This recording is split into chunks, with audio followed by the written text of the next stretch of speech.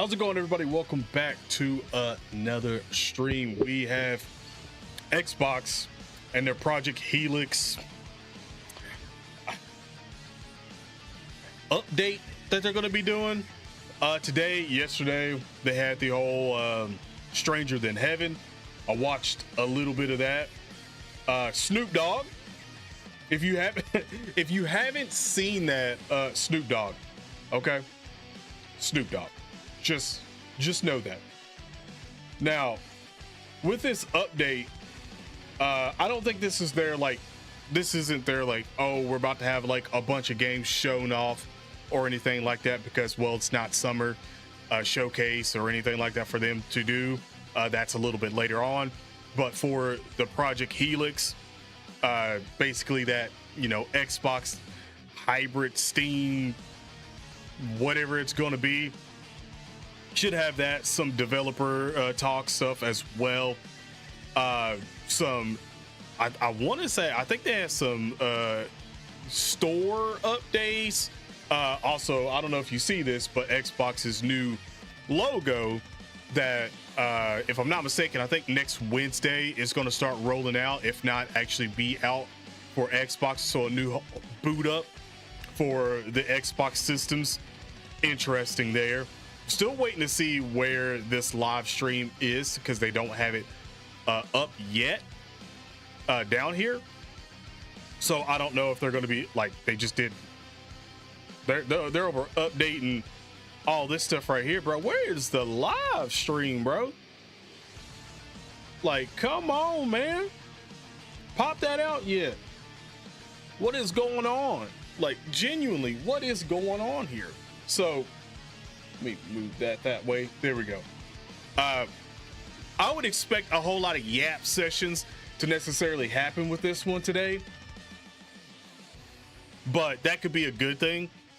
Xbox needs a very good yap session that can at least produce some kind of trust and hype, because they need that.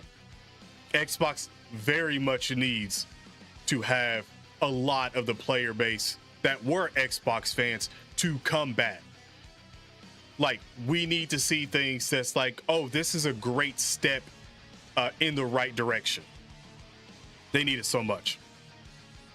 Like, when you have PlayStation doing PlayStation and being PlayStation, and then you have Nintendo being Nintendo doing Nintendo things, you still got PC doing PC things, especially in a time where I know a lot of people may want to buy PCs, but with AI stuff and how that's affecting the market for RAM, GPU, CPUs, or, you know, depending on what CPU you're trying to get,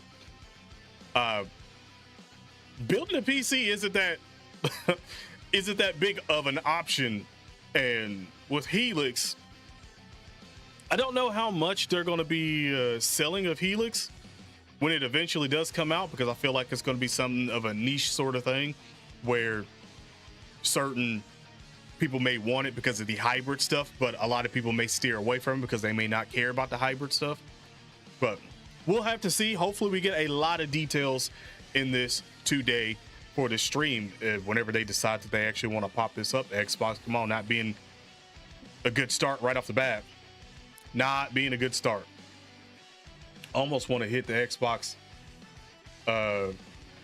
Twitter account and see if they have something up over there, if it's on Twitch or whatever, because they're definitely being slow on the YouTube side with it, chat.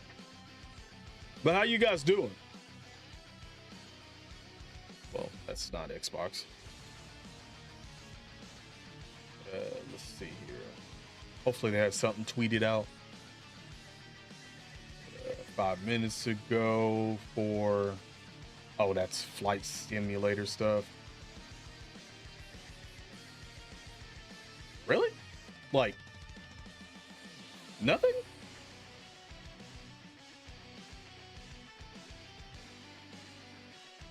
Like, nothing?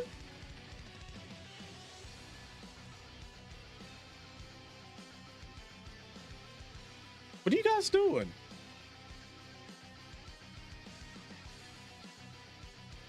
Bro, this live stream is supposed to be in 53 minutes.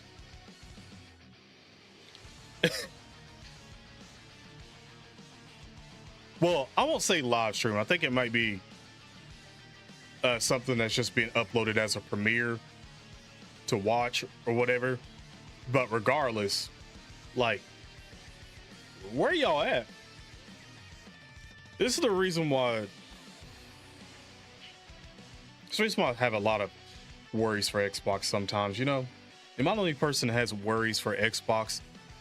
And I'm an Xbox guy, and I have worries for Xbox quite a bit. Like,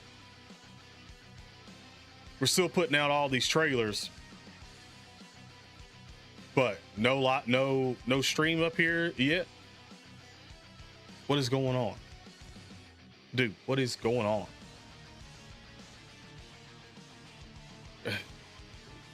Chat. Question. While we're waiting for this to get sorted out a little bit, question for you. GTA 6, you playing it or not? Chat. Yes or no? I'm not gonna look over there just yet, okay? I'm not gonna look over there. I'm gonna let y'all get your yeses and nos in.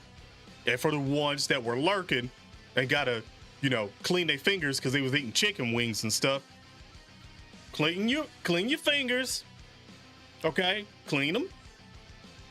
You cleaned them? Now go over and get interactive in here, all right? Xbox making their big comeback. I don't know if Xbox is gonna make a crazy big comeback. I think it would have to take a lot of time for them to make a big comeback.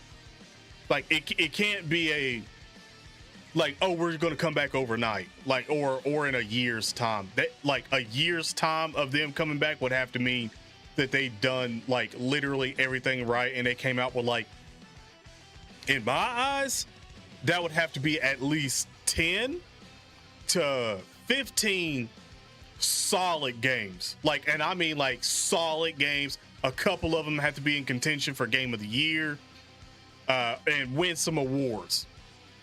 Then I might be like, okay, Xbox is coming back. But if not, I don't see that happening.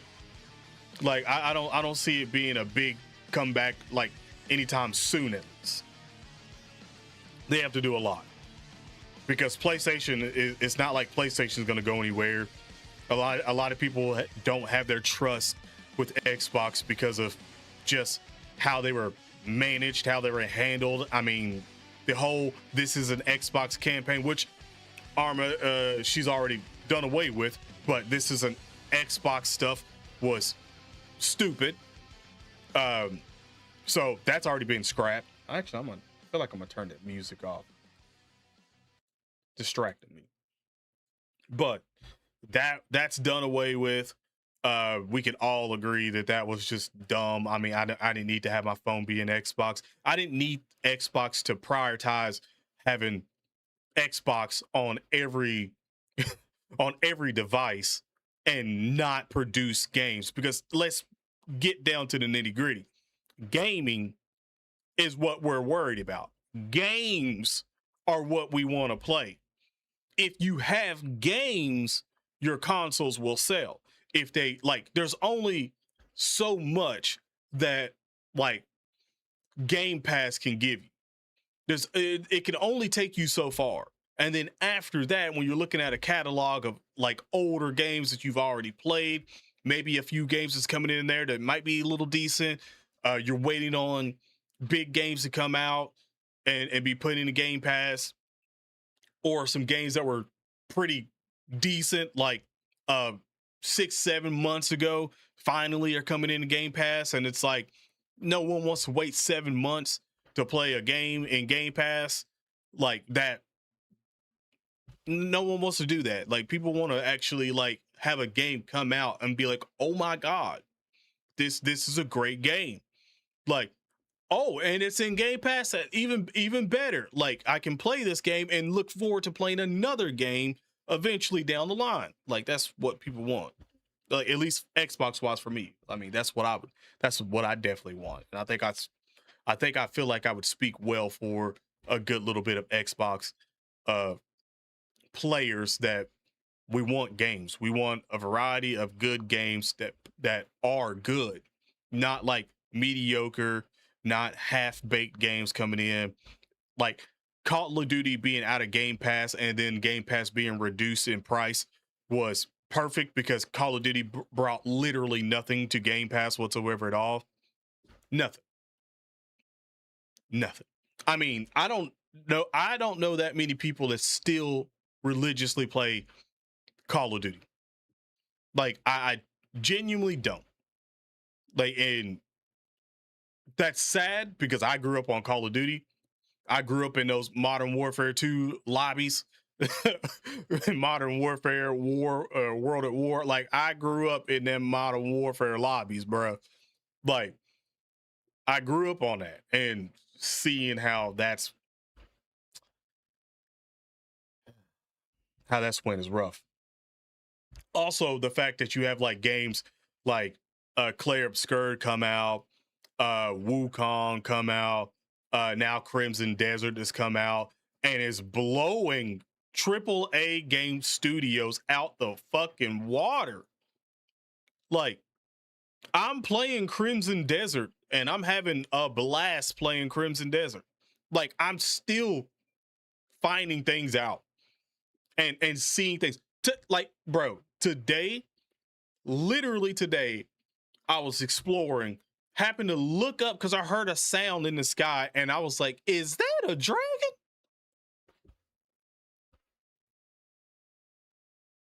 You know, you might not have been able to see it.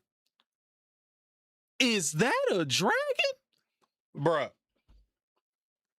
Like that game, the controls can be but they're working on it to update the game like ferociously. Honestly, like they are on it with updates and stuff like that for the game. Pearl Abyss, you're doing a good job for that one, and I'm sitting here like, how do we buy Bethesda for what 70? Was it 70 something or was that? Yeah, that's Bethesda. We bought for 70 something $billion, bro. And what has Bethesda done for us lately? Like I know that the summer's coming. There's a lot of rumors. We had the Oblivion remaster. It was great, but other than that, Starfield.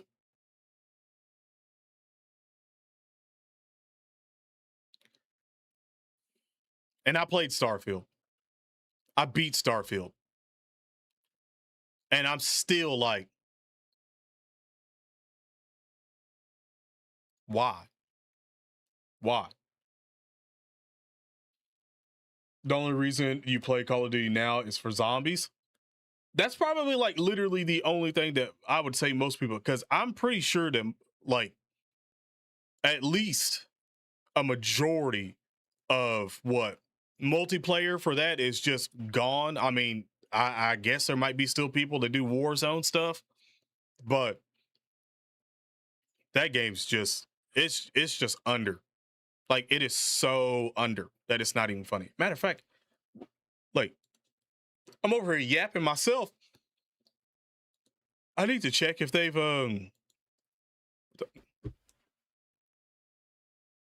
what are we doing? Is this not is it not on this one or something?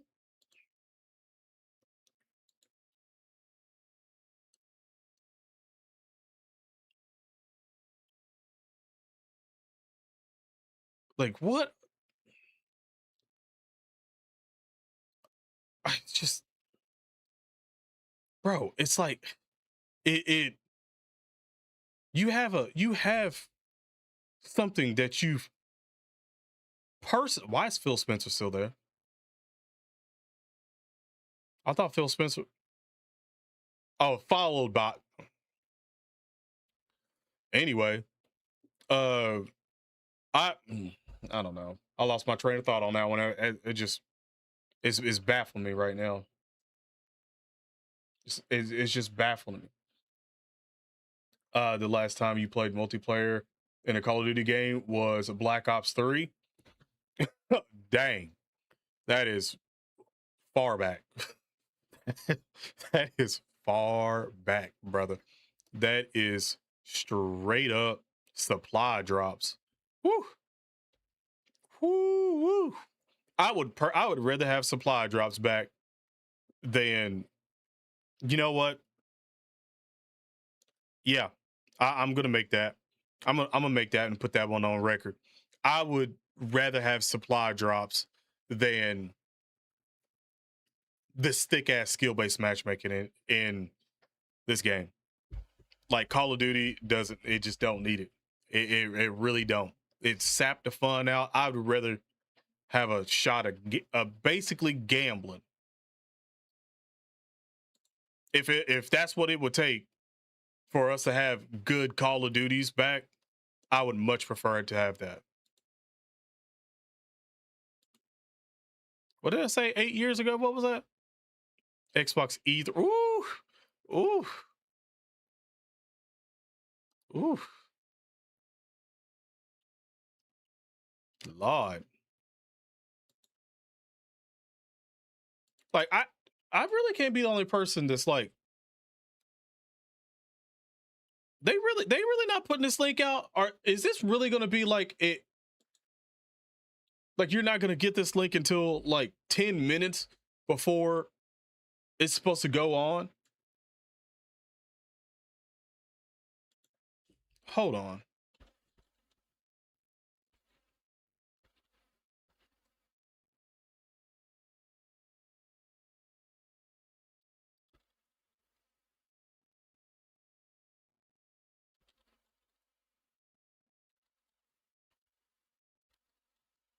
I'm just trying to type stuff in to see because there's like,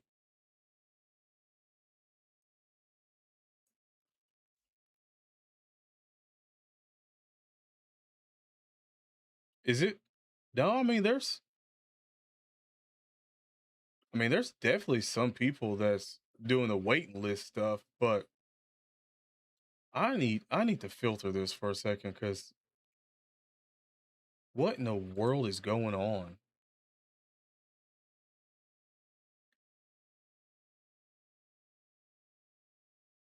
Yeah, okay, so like no one, okay, yeah, no one has the stream because Xbox hasn't popped it up officially.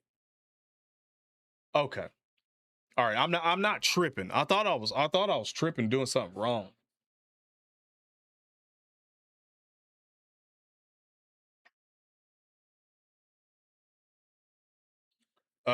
Off the topic, but you got to do a reaction video to animate DX's latest Ultra Ego Vegeta animations. Is it just like actual like anime, or is it like in a game style like Dokkan or so? Like like which is it? Is it like that, or is it like they made in like an animation of Ultra Ego Vegeta to check out? Modern Warfare 2 was your favorite. No Call of Duty game has ever emulated that kind of fun for me. The aura that that literally Modern Warfare, old Modern Warfare 2 had, only gotten matched, in my opinion, by Black Ops 2. Like those were the games. Those were, in my opinion, the peaks of Call of Duty. Definitely 100% the peak of Call of Duty was old Modern Warfare 2 and Black Ops 2. That's it. It's funny that they had two in their name, but that's what I look at and I say that's the golden standard for Call of Duty games. And even on topic of shooters and stuff like that, Battlefield 4 was The new Battlefield it's all right. I stopped playing it a while ago because I just got tired of like all the crap that was going in. There was a lot of stuff that really needed to be fixed in that game. And the maps, just really the biggest selling point was the maps weren't fun. Like, and fun is missing in a lot of games, man. Even on topic of like Dokkan currently right now, fun is missing. So I just think there needs to be a whole lot of fun back in the games. And when you get these like games like Crimson Desert that brings the fun back into a game, that you're just like, man, I can RKO somebody and to a literal drop from the top rope into a swing, into a throw, into a wall, or a barricade that can break, or even a watchtower that can break is insane. Like, I can RK you from the top of the watchtower, break it, fly down mid-air if you have certain things on. You can literally do a damn Common Rider finishing kick out the damn air and cause explosions, bro. Like, if that sounded like what to you, just look it up. Like, literally just look it up. Like, we need that type of games. Like, just purely fun. And I'm still out here waiting for this link. Chat, how long y'all think I'm going? How long? Actually, when do you think this link is going to drop? Is it going to be at like, this is supposed to be going on at 12 o'clock.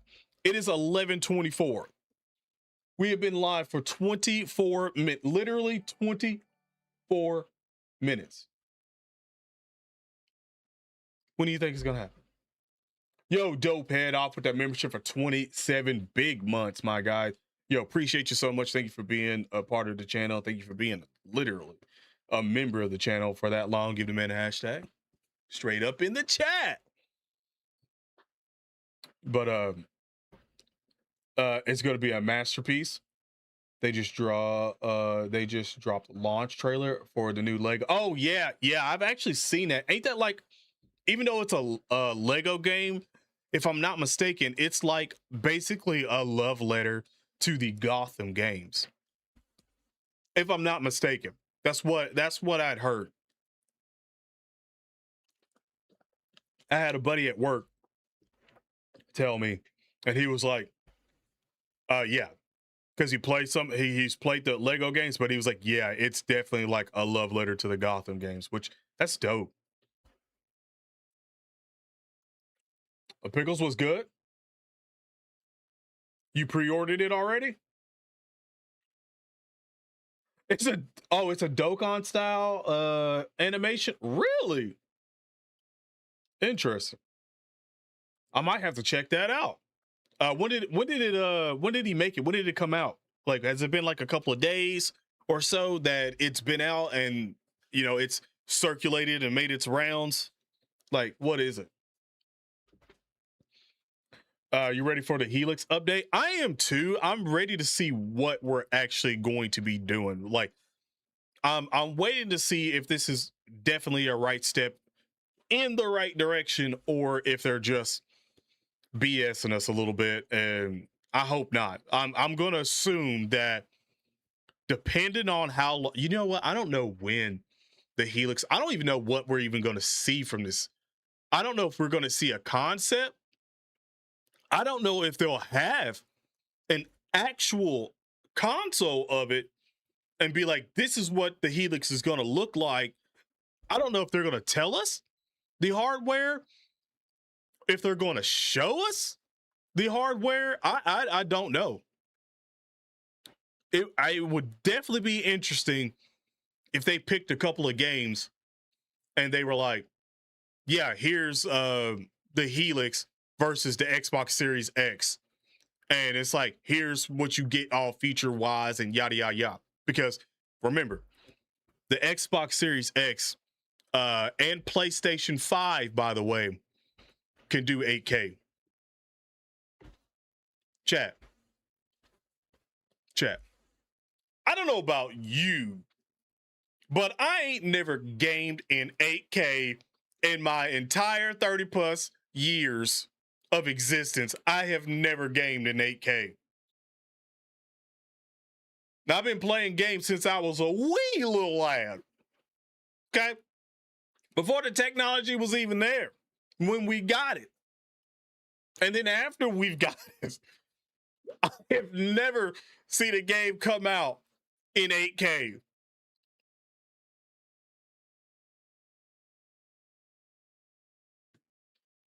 So I don't know why they advertised 8K, but you know what? Hold on for a second.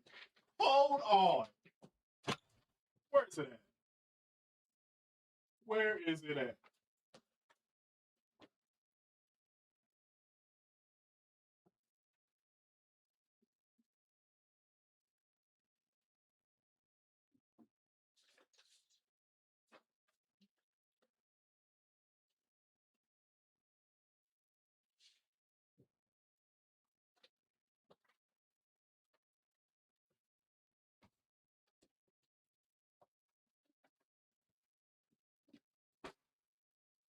I just want you to know I had to go through so much to get this out of this closet up here.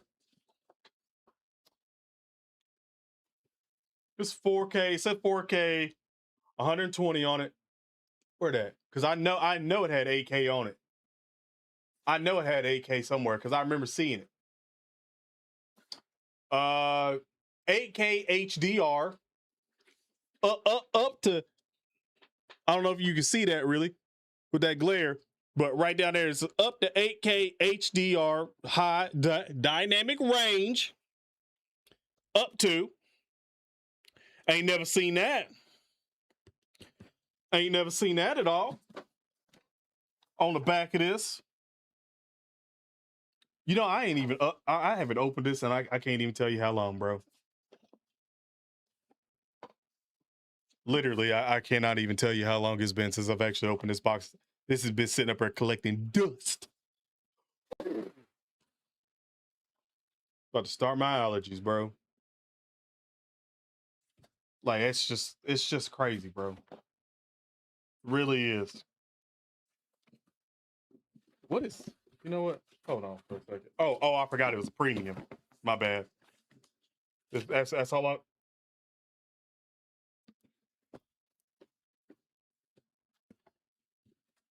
I can tell you one thing about the box. It still look good. Bro, I still got all this stuff in here.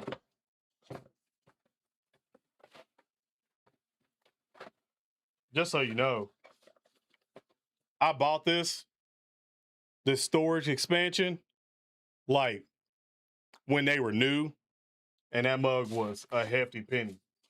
Just to let you know that. Just to let you know that, chat. I'm sitting here like, am I gonna get the same experience with the Xbox Series X with Helix? Because I hope it's better. To be quite honest, I hope it's better. Oh man, this is wild. It's been 6 years since that console. Bro, look, you see this right here? I'm setting it right there, right? Setting it right there. I'm about to do something else for you.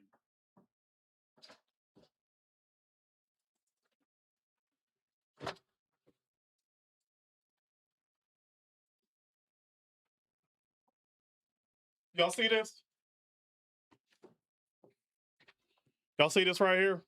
This is the S.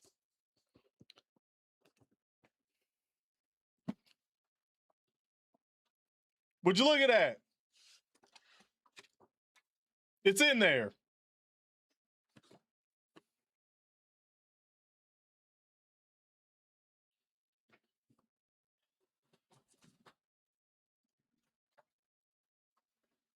All this stuff fell out of it. By the way, I'm not crapping on the S whatsoever at all. The S was actually very good, and I actually had the S before I had the X. And the only reason why I got the X was because I actually had enough money that I had saved up to actually get the X. But no way in shape and form am I dunking all over the S. I'm just showing you that bro, I could literally go get the Xbox 360 box over there.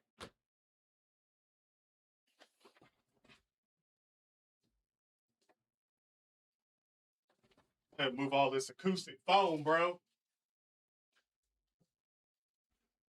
Literally, I got too much acoustic foam all over this floor.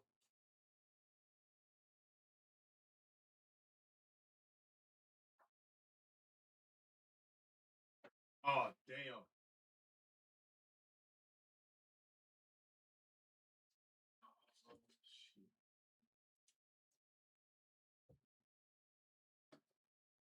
I don't know if I can get this with chat.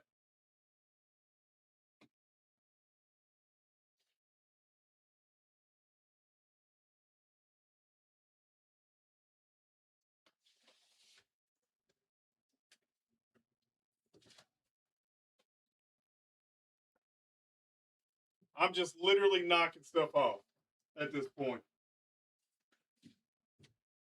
All right, let me close that.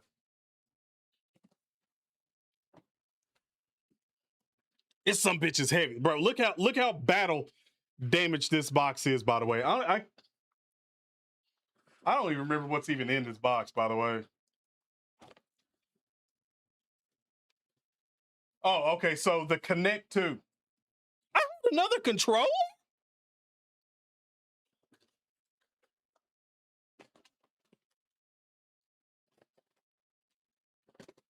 Oh, bro, I had another controller.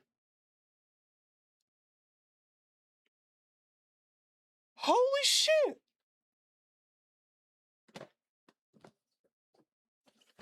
The only reason why I don't have the Xbox One, 2 for this generations is because I let my sister borrow it when I got my S. And I don't know if I ever got that motherfucker back. No, I don't think I got that back. I'm gonna have to put them back up later on, bro. I'm not doing it again. That took too long. That took too long, bro. I don't think y'all realize it was all three of those were in the closet on the top shelf with stuff all in front of them that I had to pull out. It took a while. Not gonna lie. Like what are we doing, bro? Is it up? Did they Xbox? What are y'all doing? Bro. Like, what are we doing? We got 25 minutes, bruh.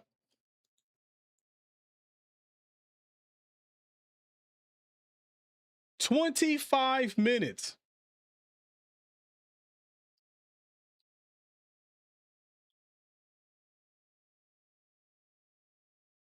Uh,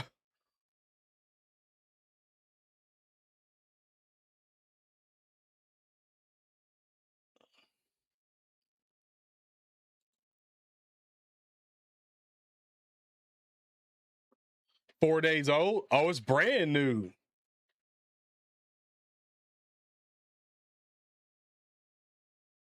For the next generation, we ain't gonna have no controllers? Bro, how the hell we gonna play? With our minds?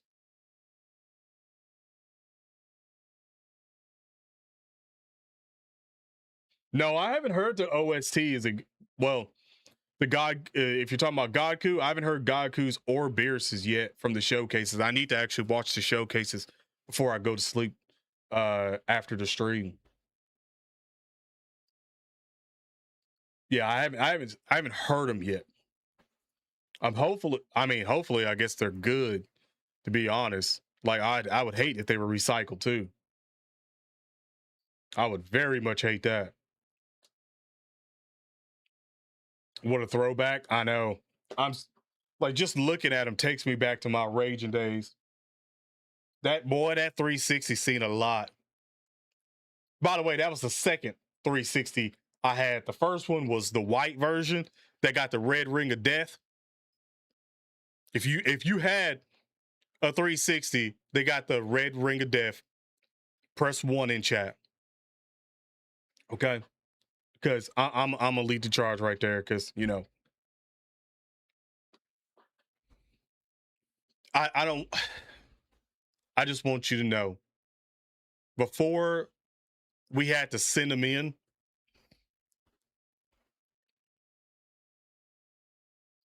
and that was a long wait, by the way, to fix them. I remember that I used to, so you know how like when the rings would come up, the red ring, and like flash. I remember I had to open the disk drive, take the game out while it was still on, put the game back in, hit it so it'd go back in, right? And I would disconnect the power. As soon as it was in, disconnect the power, reconnect it really fast, cut it back on, and at least I had to do that at least maybe 10 times. If I was really lucky, maybe like 3 times, but it would fix the red ring. And I would get back to playing games. And like I would be like with my friends on the big sectional in front of the big TV playing like Soul Calibur 4 and stuff. Because that's what we were playing really hardcore at that time. Man. Those were awful days, bro. Those were awful days. And then I got that Xbox, and they were like, "It'll never red ring," which it didn't. It didn't. But they were like, "It will never red ring," and I was like, "It better not. It better not." You must have been very fortunate with your Xbox 360. You never seen the red ring of death ever. I know that it didn't have. What the hell was that? I know that it didn't happen on. Okay, yeah, that background's just flashing. That's weird. I know it didn't happen on the newer Xbox 360s. It only happened on the older Xbox 360s. The Beerus intro hit different? Really? But yeah, mine didn't totally like, well, I mean, I guess it kept red ringing, but it wasn't like some people that can like never get theirs fixed again to play. And after it red ring, bro, it would overheat so fast.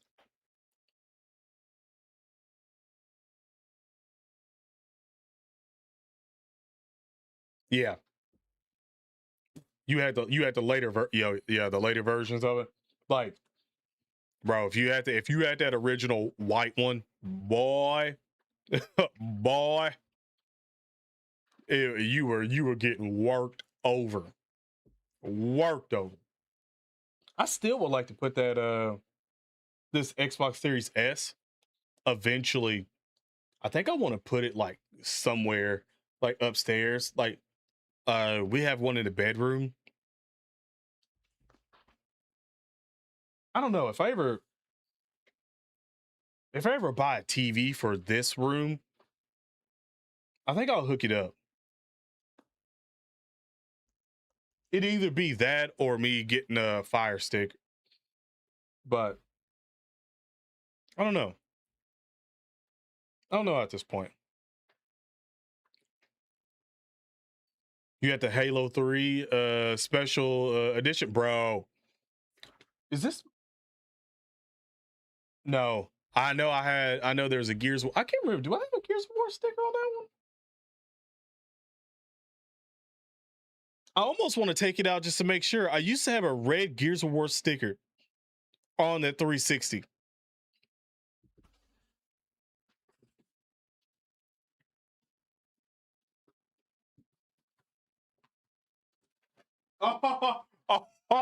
Oh, let's go.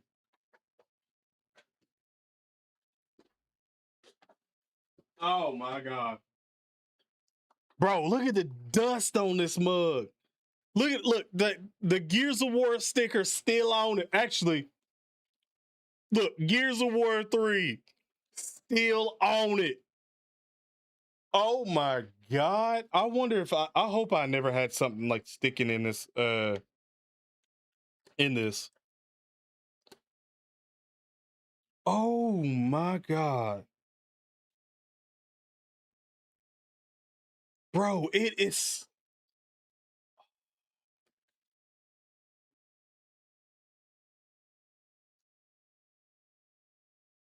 I almost want to clean this and like put it somewhere on the shelf, like in a memory, like in a shrine.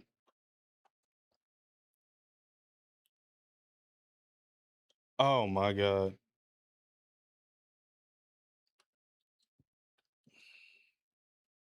I cannot believe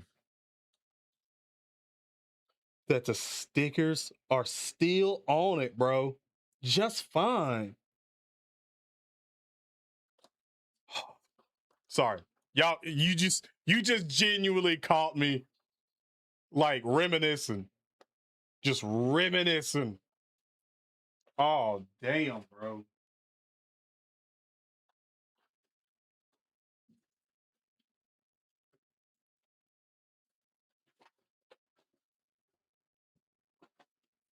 Yeah. This is why it's so important to keep your consoles, man. Like, dude, keep your old consoles. All right. Keep your old consoles. You just never know when you literally need a good feel good and just to go back in and look at it and just reminisce on the good times that you had with that console. Yeah, man. I can't. There's no way I could get rid of that. I know I used to have the original Xbox too, but I think I can't remember what happened with that one, but I know I don't have that one anymore, and I almost wanted to buy one on eBay not that long ago.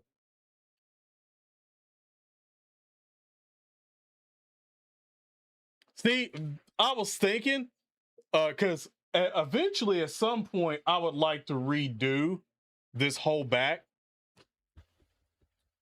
Like, I almost want to put all the consoles up top and then put the belts.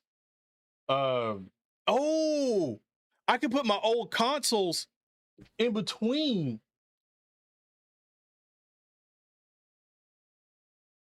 and then put all the Gundams up top as well too, and then put all the belts inside.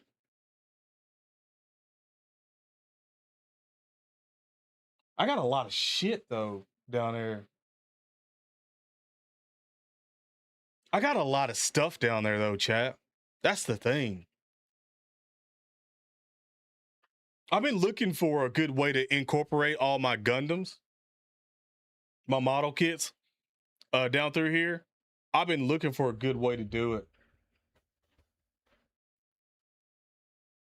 That actually might be sick.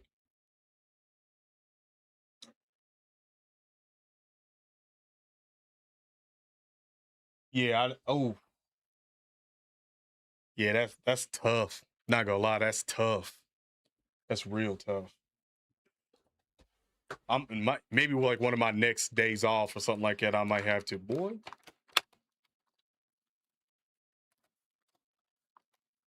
Oh wait, this ain't the Rev. No, this ain't the Rev. Hold on.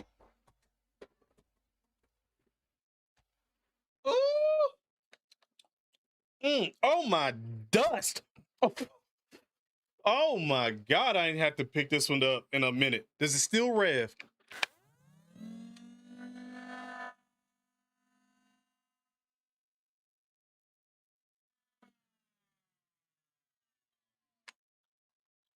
Oh my goodness. Uh-huh. Oh. Well, what do we have here? Yeah. Yeah, you thought you was slick, didn't you? Ain't hit that like button yet, didn't you? Yeah. I would tell you to put your hands up, but I need you to hit that like button. So what I'm gonna need you to do first is hit the like button. And put your damn hands up. Yeah, run your pockets. Yeah. Yeah. Mm-hmm.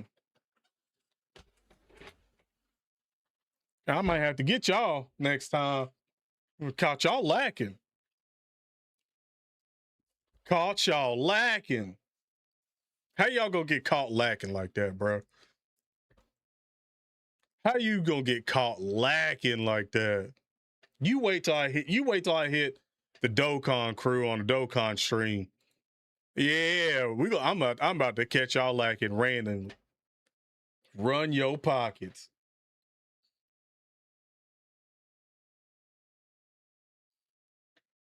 When Gapey gave us a celebration. I'm not even calling it a celebration. I told you before, I'm not calling it a celebration. It's not a celebration. I'm not celebrating. It's just a regular campaign to me. Bro, they still do not have it up. Like, what the hell are we doing?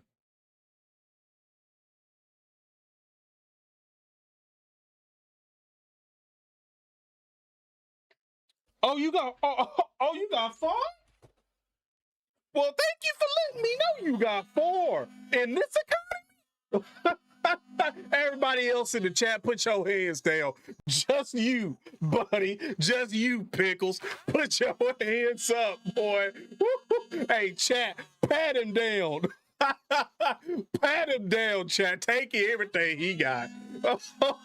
You got 4 PCs?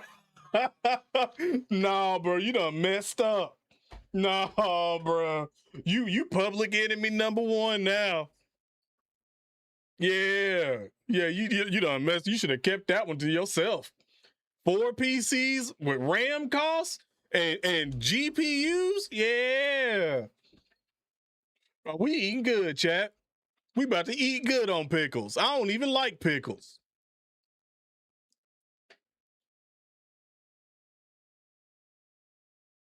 Uh-huh.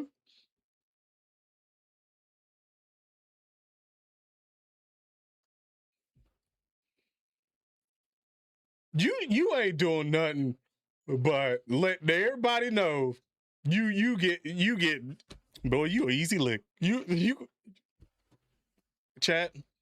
There he is right there. There he is right down there. Ski mask and everything on. Get the shiesty.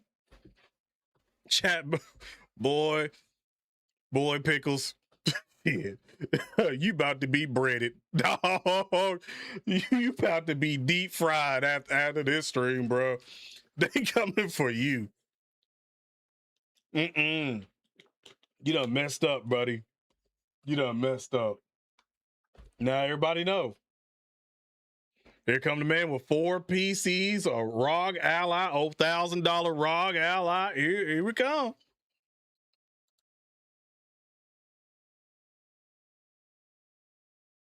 Right? This man told in the whole economy, say, yeah, I got 4, I got a ROG Ally.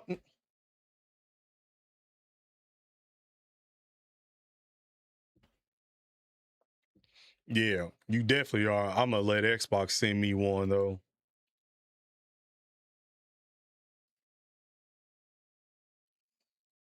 In this economy, pickles out here. Okay, all right, bro. I ain't want to crash out or nothing like that, but genuinely, where where's it at, bro? We got 9 minutes. Like we literally have 9 minutes.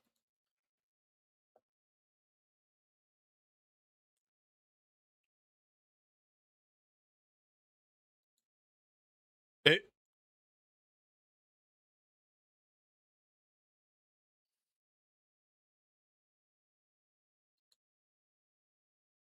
Like what are we doing? We got 8 minutes left and Big Dog ain't put nothing out yet.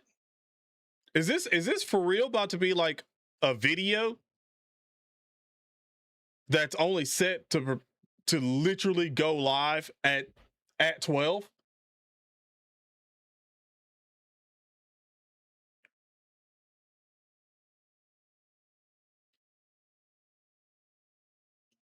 Black Flag recycled to come out. I'm not gonna lie, it looked good though. I know we're gonna meme alert, but it did look good. I mean, them adding characters in is definitely not a remake. It's more like a retelling. But hey, it is what it is, I guess.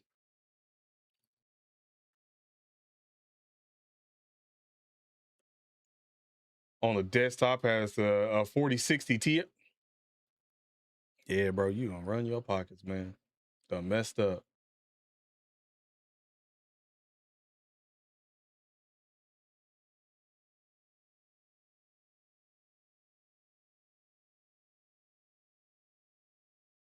Done messed up, bro.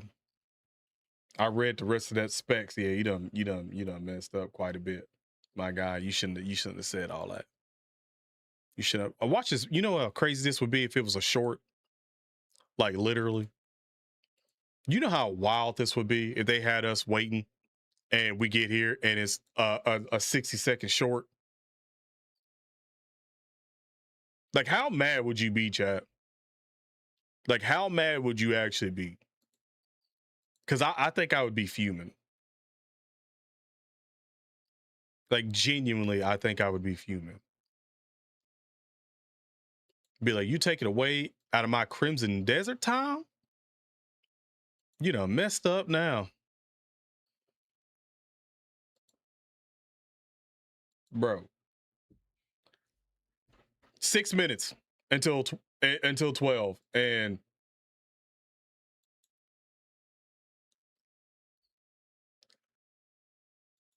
like everyone is just,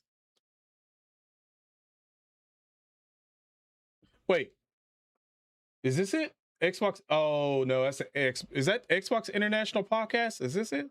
No, that's live reaction. No, we ain't falling for that.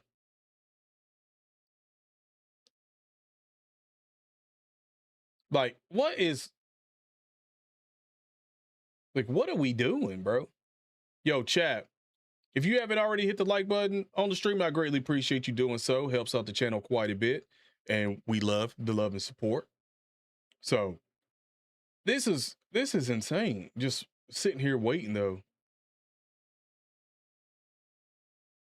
I don't know. I don't know what else to necessarily make of this, because we got 5 minutes and not a nothing. Not a nothing yet.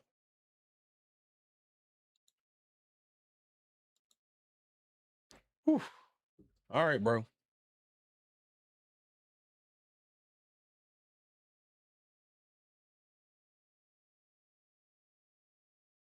Ghost of Tsushima.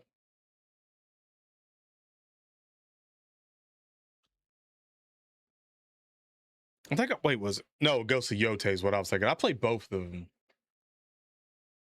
Well, not fully beat them all, but when I go visit the in-laws, they have a PlayStation 5. And so I'll play some PlayStation 5 games while I'm down there. I don't travel with my Xbox. I'll just go play because they got an Xbox and a PlayStation 2. So I'll go down, play, and experience some games and get, the both sides of gaming, besides, PC stuff as well too. But I enjoy some of the games. I like them.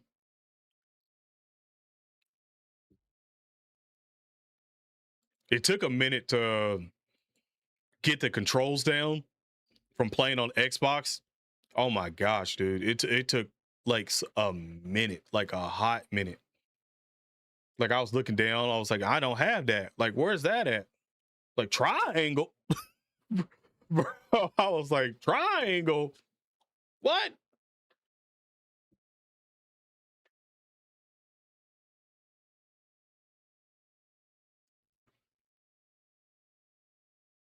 you just asking for it.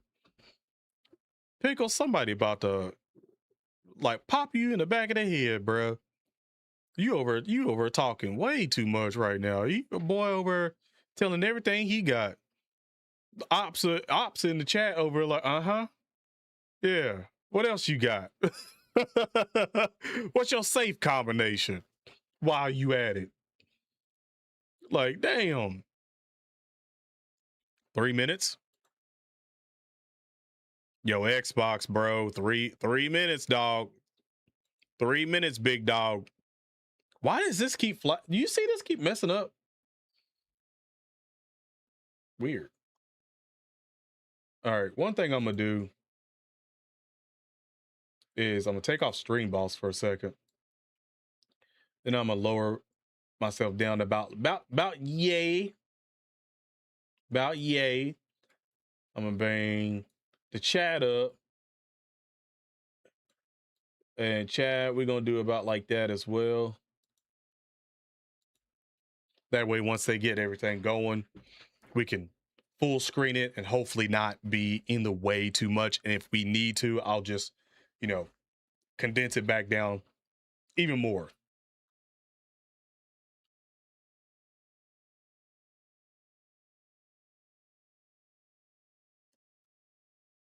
You just got it all? What's your address again?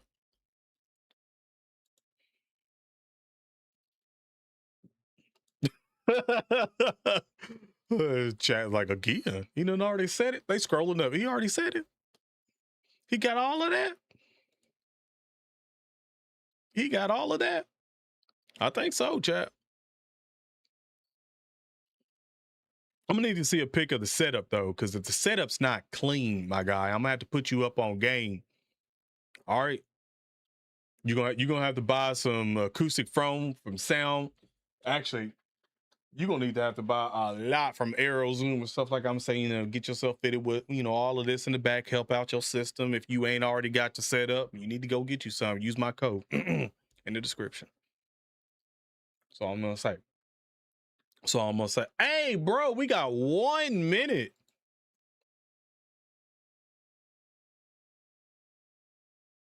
I mean, it's clear they ain't gonna do nothing there.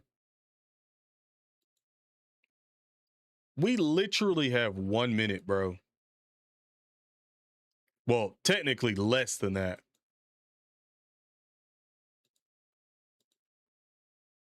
And I have seen nothing.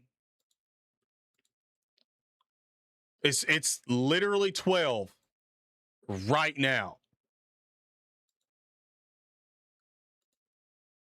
So no one's no one's seeing the video. Bro. No, this ain't a good start.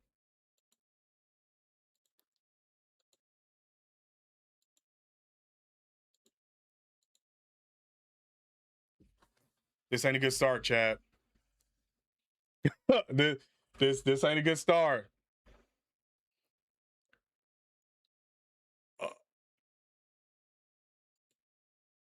What is going on?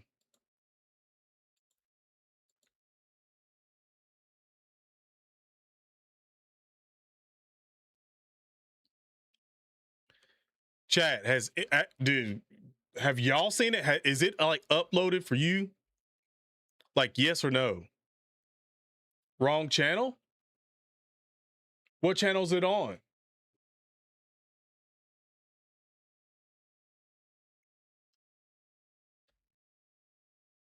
I'm trying to think of what other Xbox channel do they have? Yeah, it's just a video, but what channel then? Because they said it was going to be on their Xbox like official chat, like YouTube page, like even in the articles. So, what channel?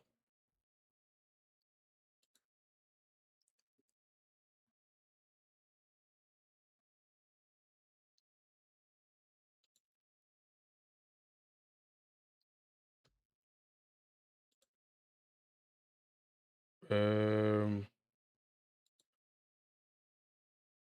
see if I can.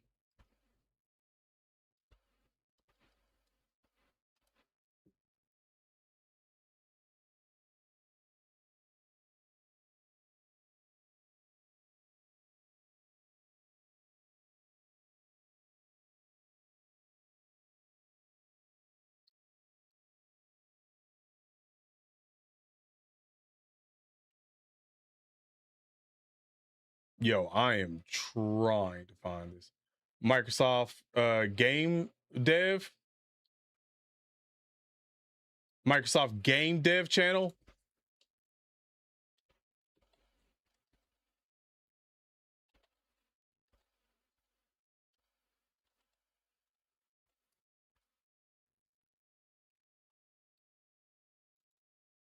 Wait, the 14?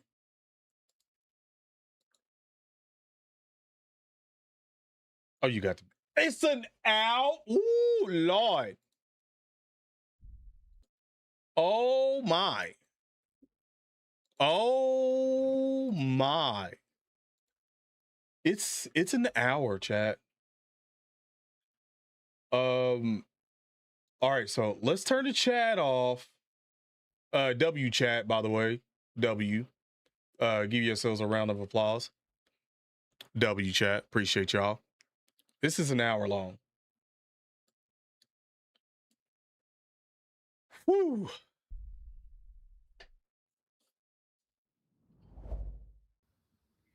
Hello and welcome. I'm Annette Porter. And I'm Chris Charla. And we're so excited to welcome you and are glad you're joining us. It's an exciting time. We're focused on great games, the future of play, and a return to Xbox. And we can't wait to go on this journey with you. This is the Xbox Game Dev Spring Update. It's our moment to pause, to connect, and to look ahead together with game developers. We're here to share what's new, what's changing, It's a long and what video. we're learning across tools, platforms, So treat and it like a live programs to stream. help you build great games with Xbox. Today, you'll hear a mix of things: deep dives, practical updates from our teams, and clear takeaways you can use right away. We're building what's next. We're reflecting on recent showcases and looking back to key moments from the Game Developers Conference, which is what we're covering today.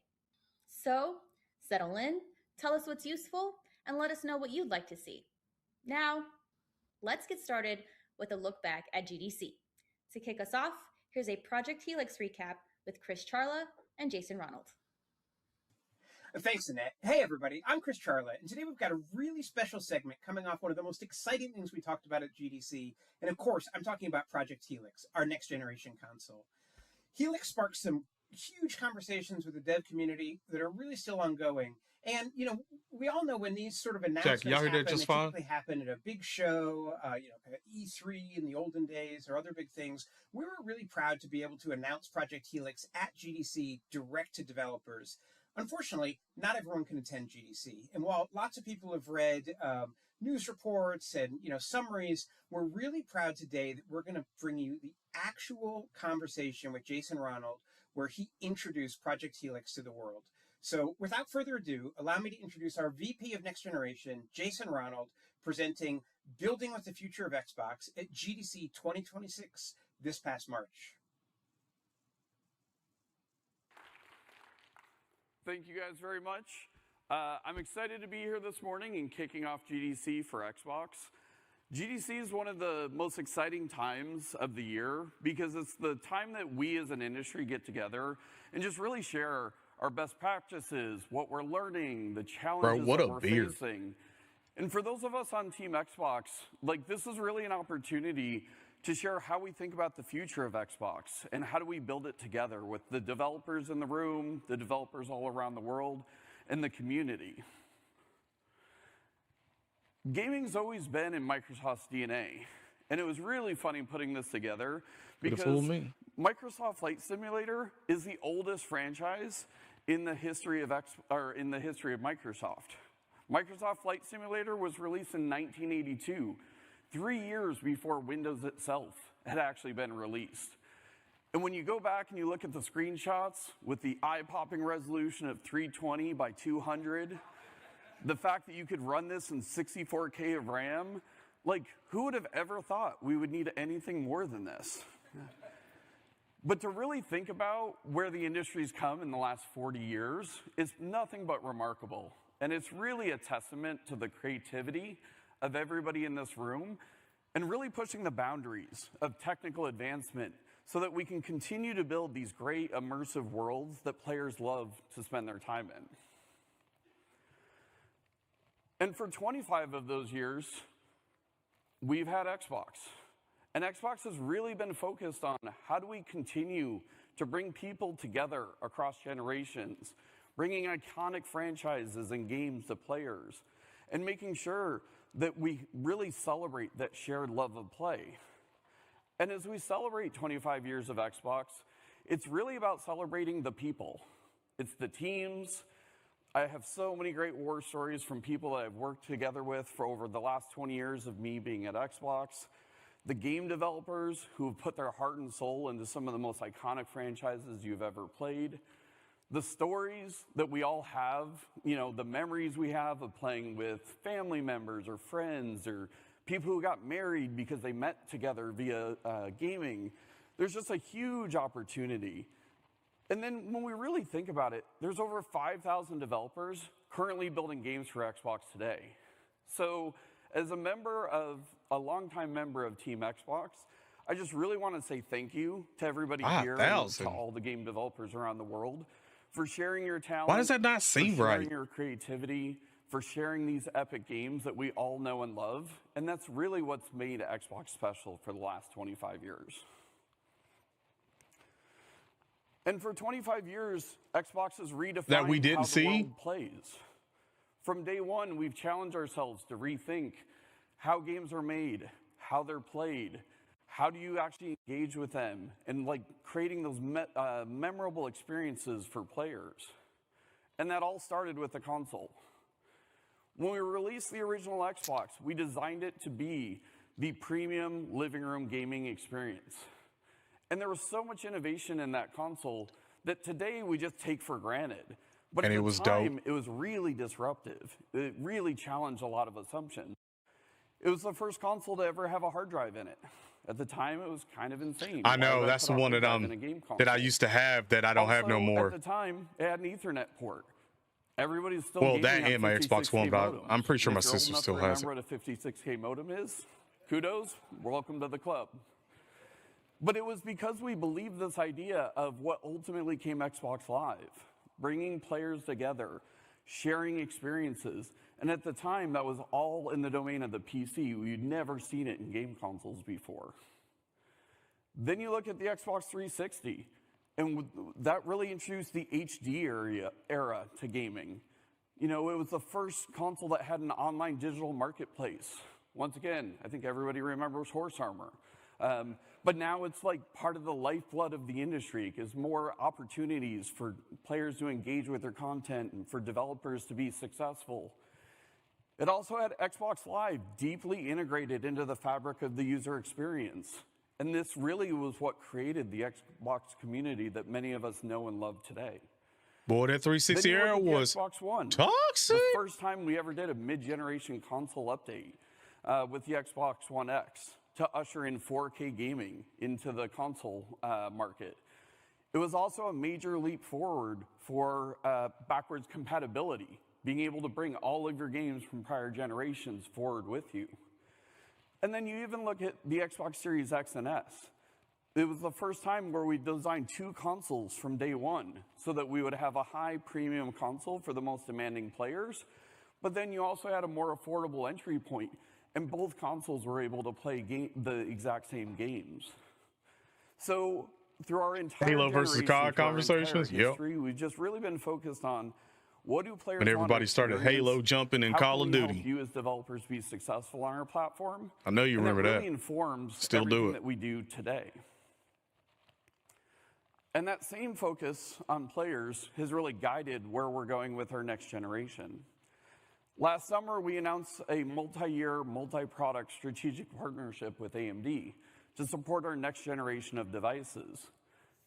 Historically, console and PC technology innovate at different paces. And I think we've all experienced this over the years. I like to point out ray tracing as an example. Ray tracing has always been the holy grail of computer graphics, and it just was not practical for many, many years. But then it started to become real on the PC first. But you didn't really see developers start to adopt it until the current generation of consoles had hardware-accelerated ray tracing support, because you needed to be able to reach the largest audience possible, and it's hard for a developer if you can't count on that large addressable audience. We've done similar things in consoles, such as the invention of direct storage with the Xbox Series X and S. You know, one of the biggest problems that we had was memory bandwidth was really constraining what you could do on the development side. So we really leaned into the technology of SSDs. We invented new APIs and new capabilities with direct storage, and then over time we brought them to PC.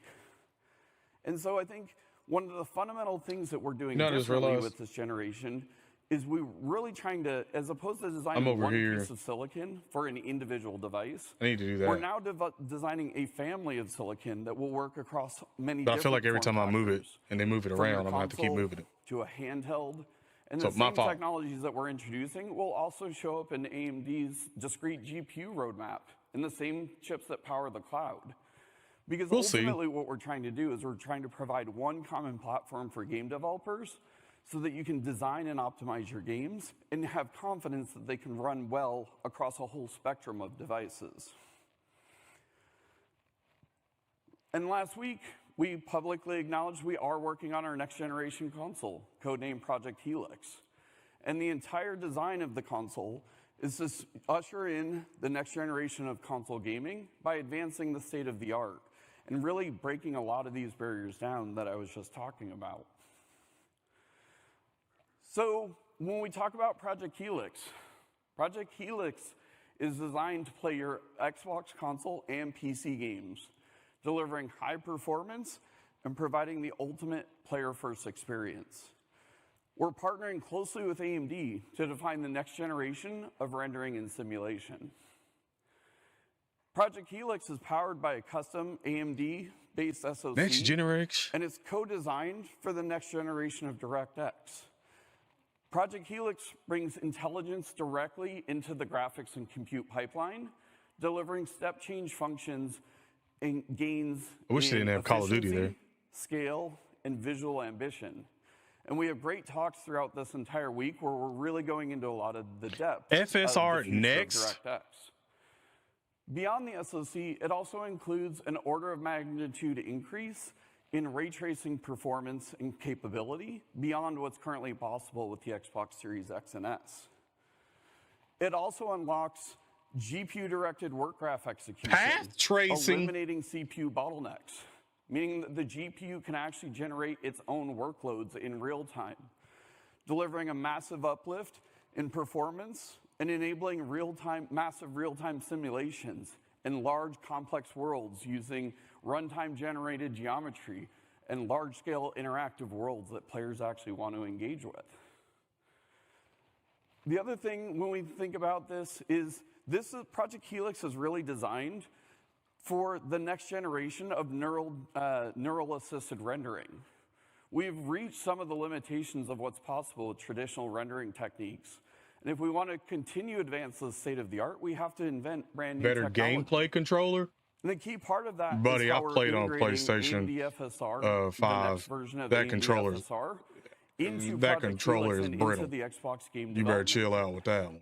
And this is really designed for that next generation of neural rendering techniques, whether that's neural materials, whether that's generated images, or even if you think about things like the latest ML-based upscaling techniques or super resolution techniques.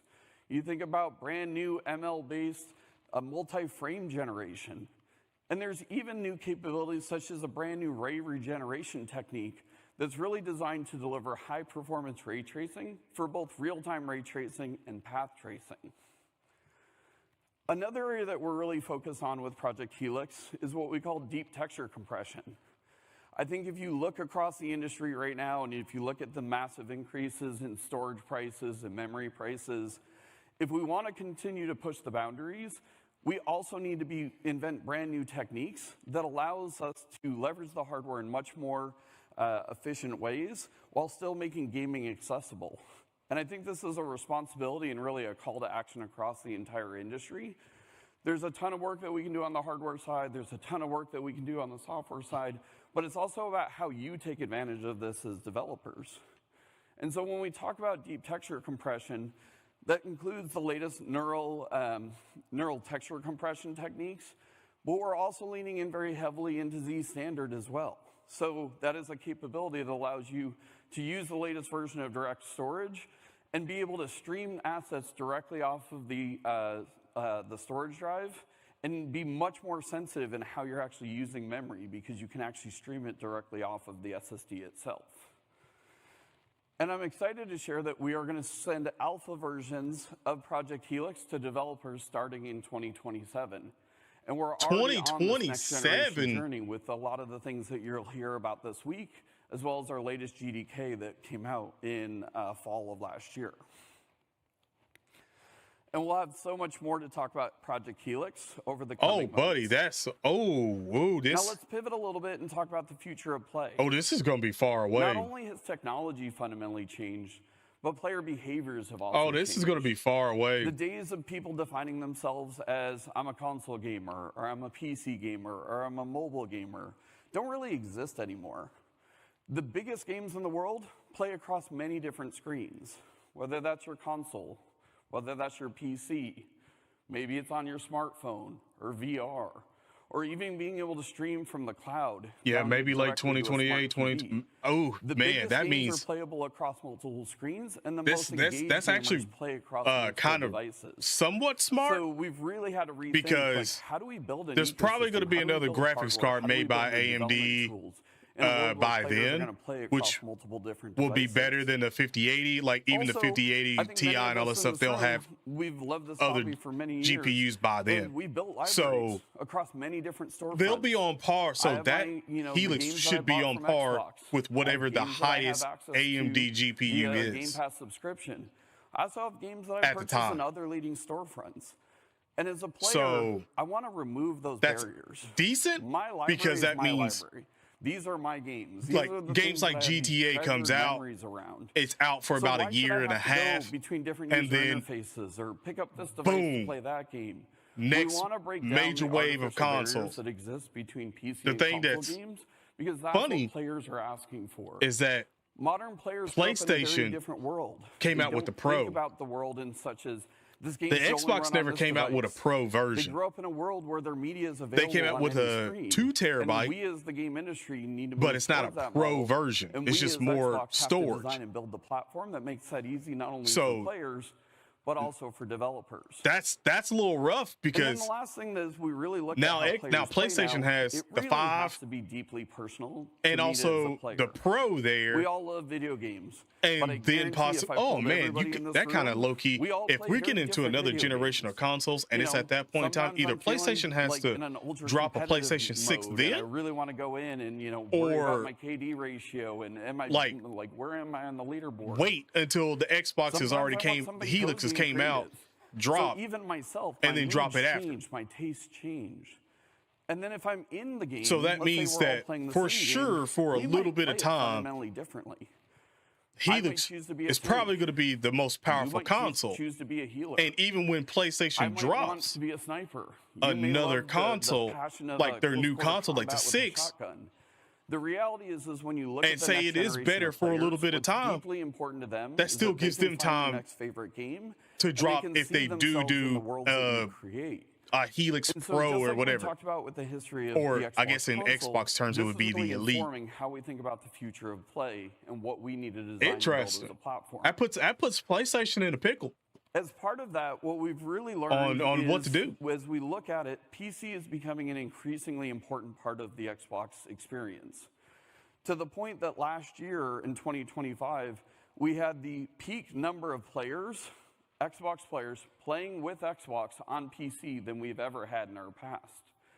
And so one of the things PlayStation is going to own Helix. I don't know if you're. I'm going to assume you're probably just coming in to being a troll. Wherever I may choose. Because if you really don't know, And an early version of PlayStation has this already is what basically you saw started with the taking ROG Xbox Ally. their PlayStation games I've been around Xbox for about 20 years. off I of think for 20 PC of those 20 years, people have asked us to because get into of the this. handheld space.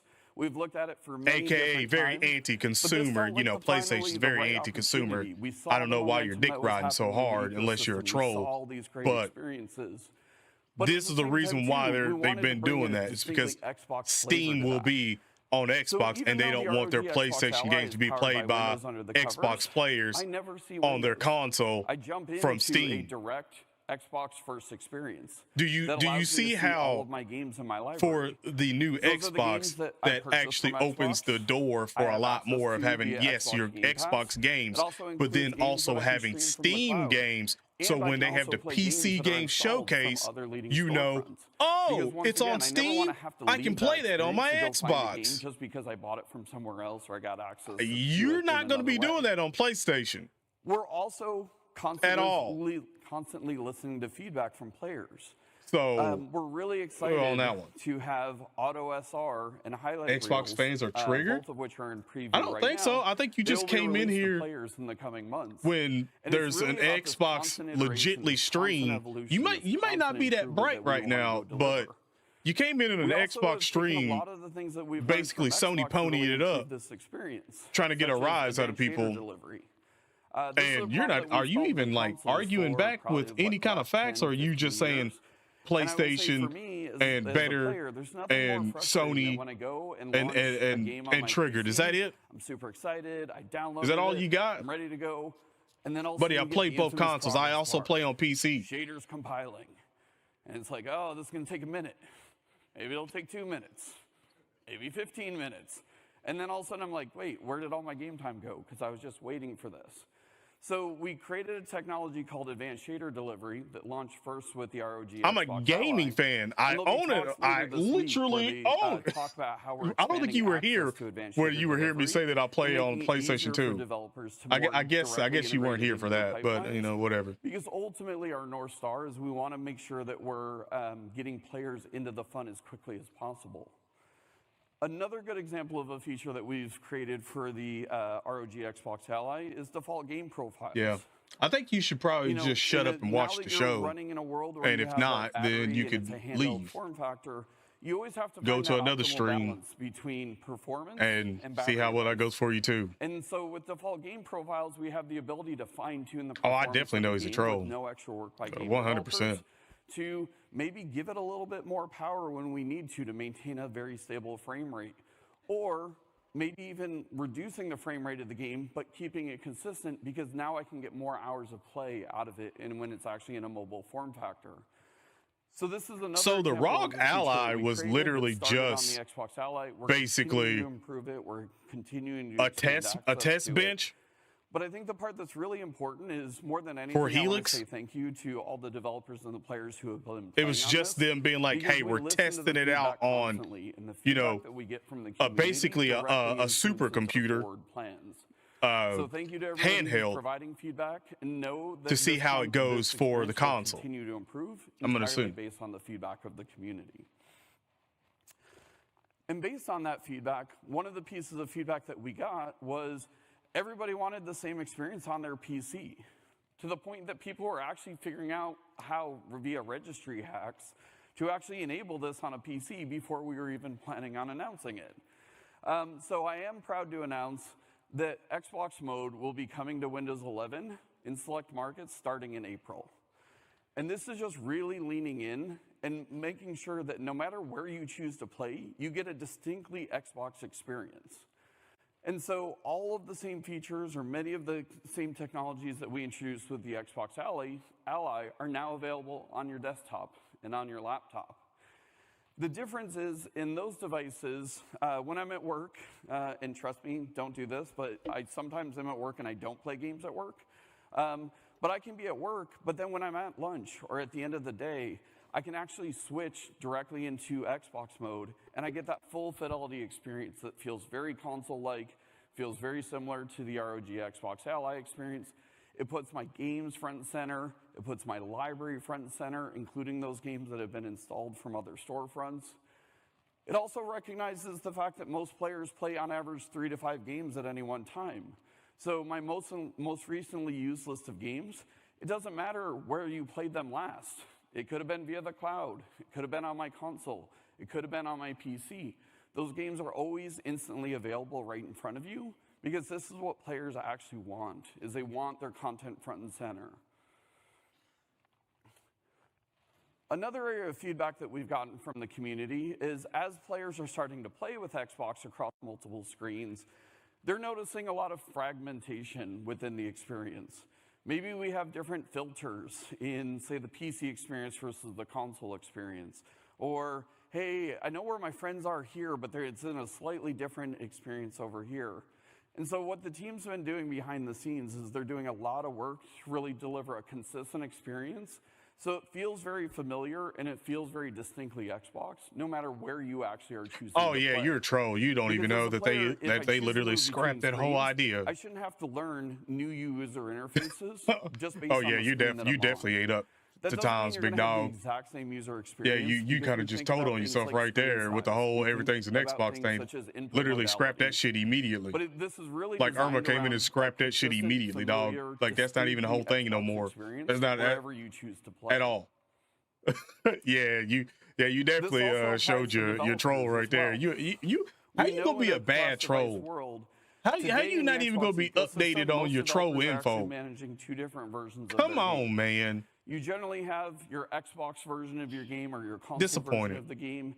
A lot of times this requires access to special SDKs or Target different versions endpoints? of middleware. Sometimes developers have a customized version of the engine itself. But the vast majority of developers are also shipping their games on PC. And so we've done a tremendous amount of work with the GDK to bring the GDK together into a unified experience, but we still know that there's too much friction for developers here. If you really look at it, the vast majority of the code that your game runs on the Xbox is the exact same code that runs on other platforms.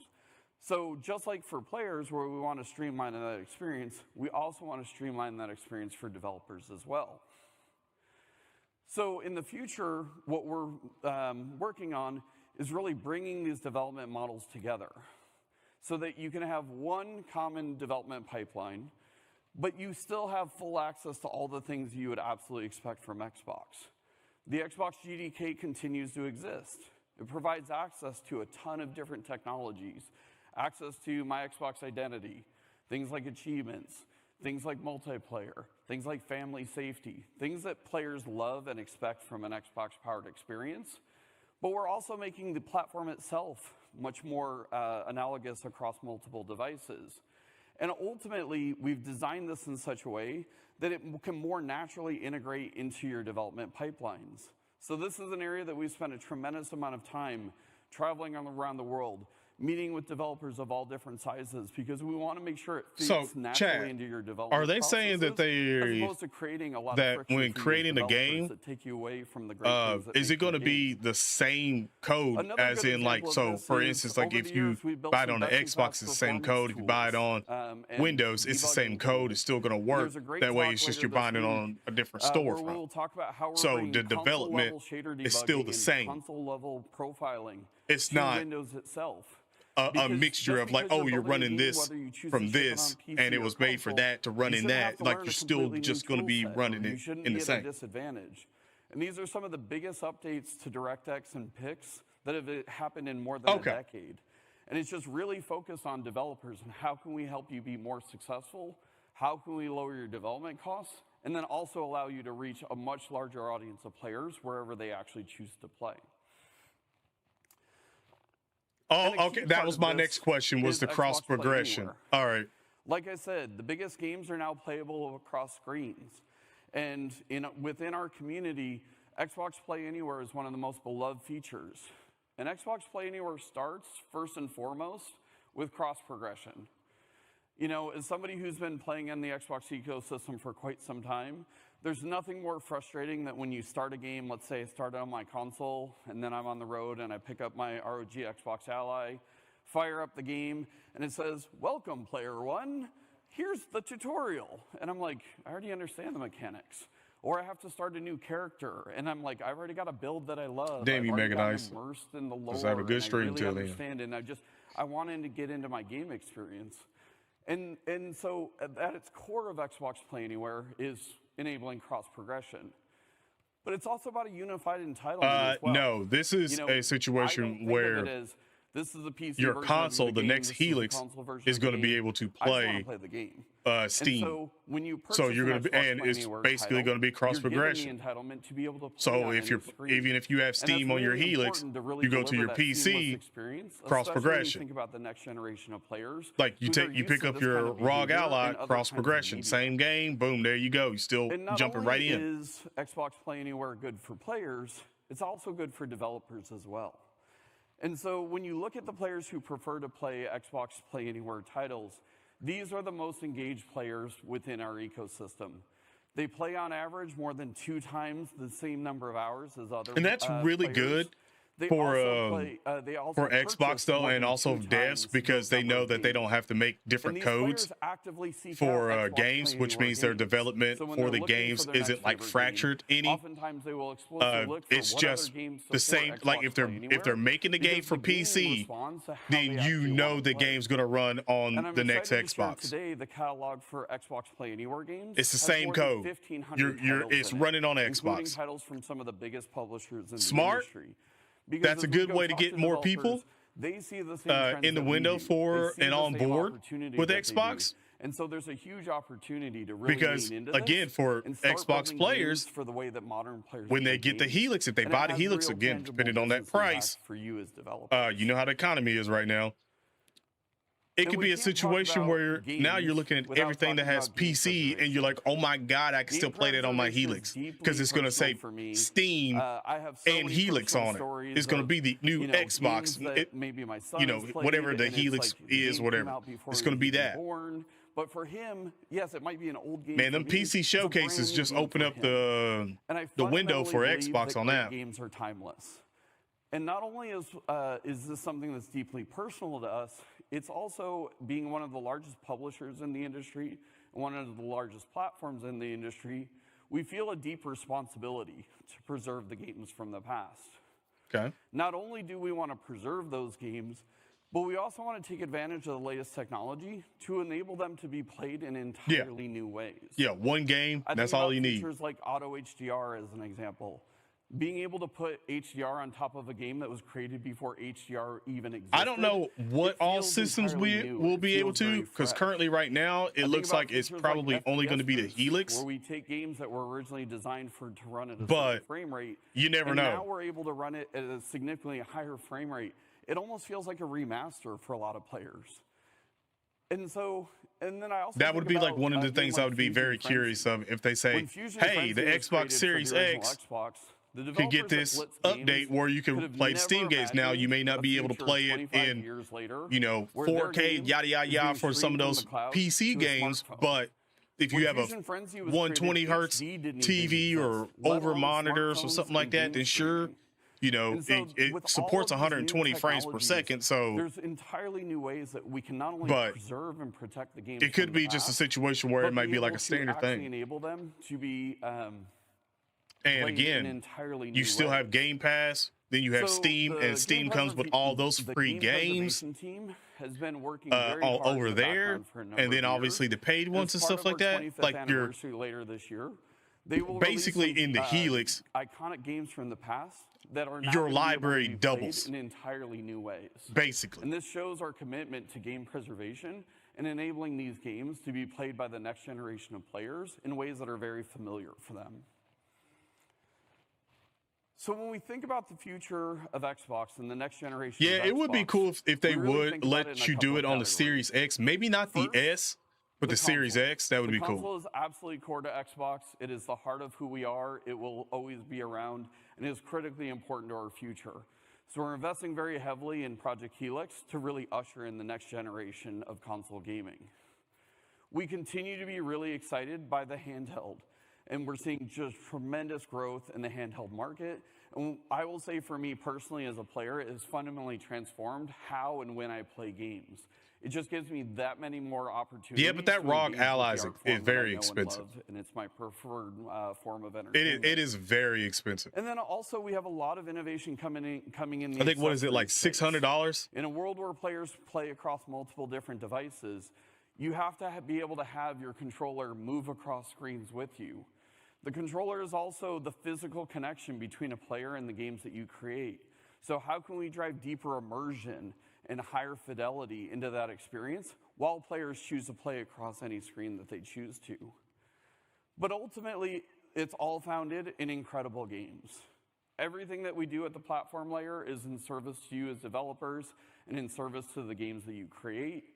We have an incredible lineup of games coming out later this year. Some of our most iconic Competition is good for everyone. I'm glad you understand that. We also have incredible games coming Some from of the those biggest Sony publishers ponies don't really in the world understand to that some of the most competition is innovative, what creative is ideas needed in from gaming. the independent development Like, community. it shouldn't be So like a everything that we do one at or, Xbox well, I is in guess service two of the when you think of games that you Nintendo. build. Nintendo's still the And juggernaut. ultimately, we want to design and But build this it shouldn't be platform like, together with that's you. it. It needs to have a balance.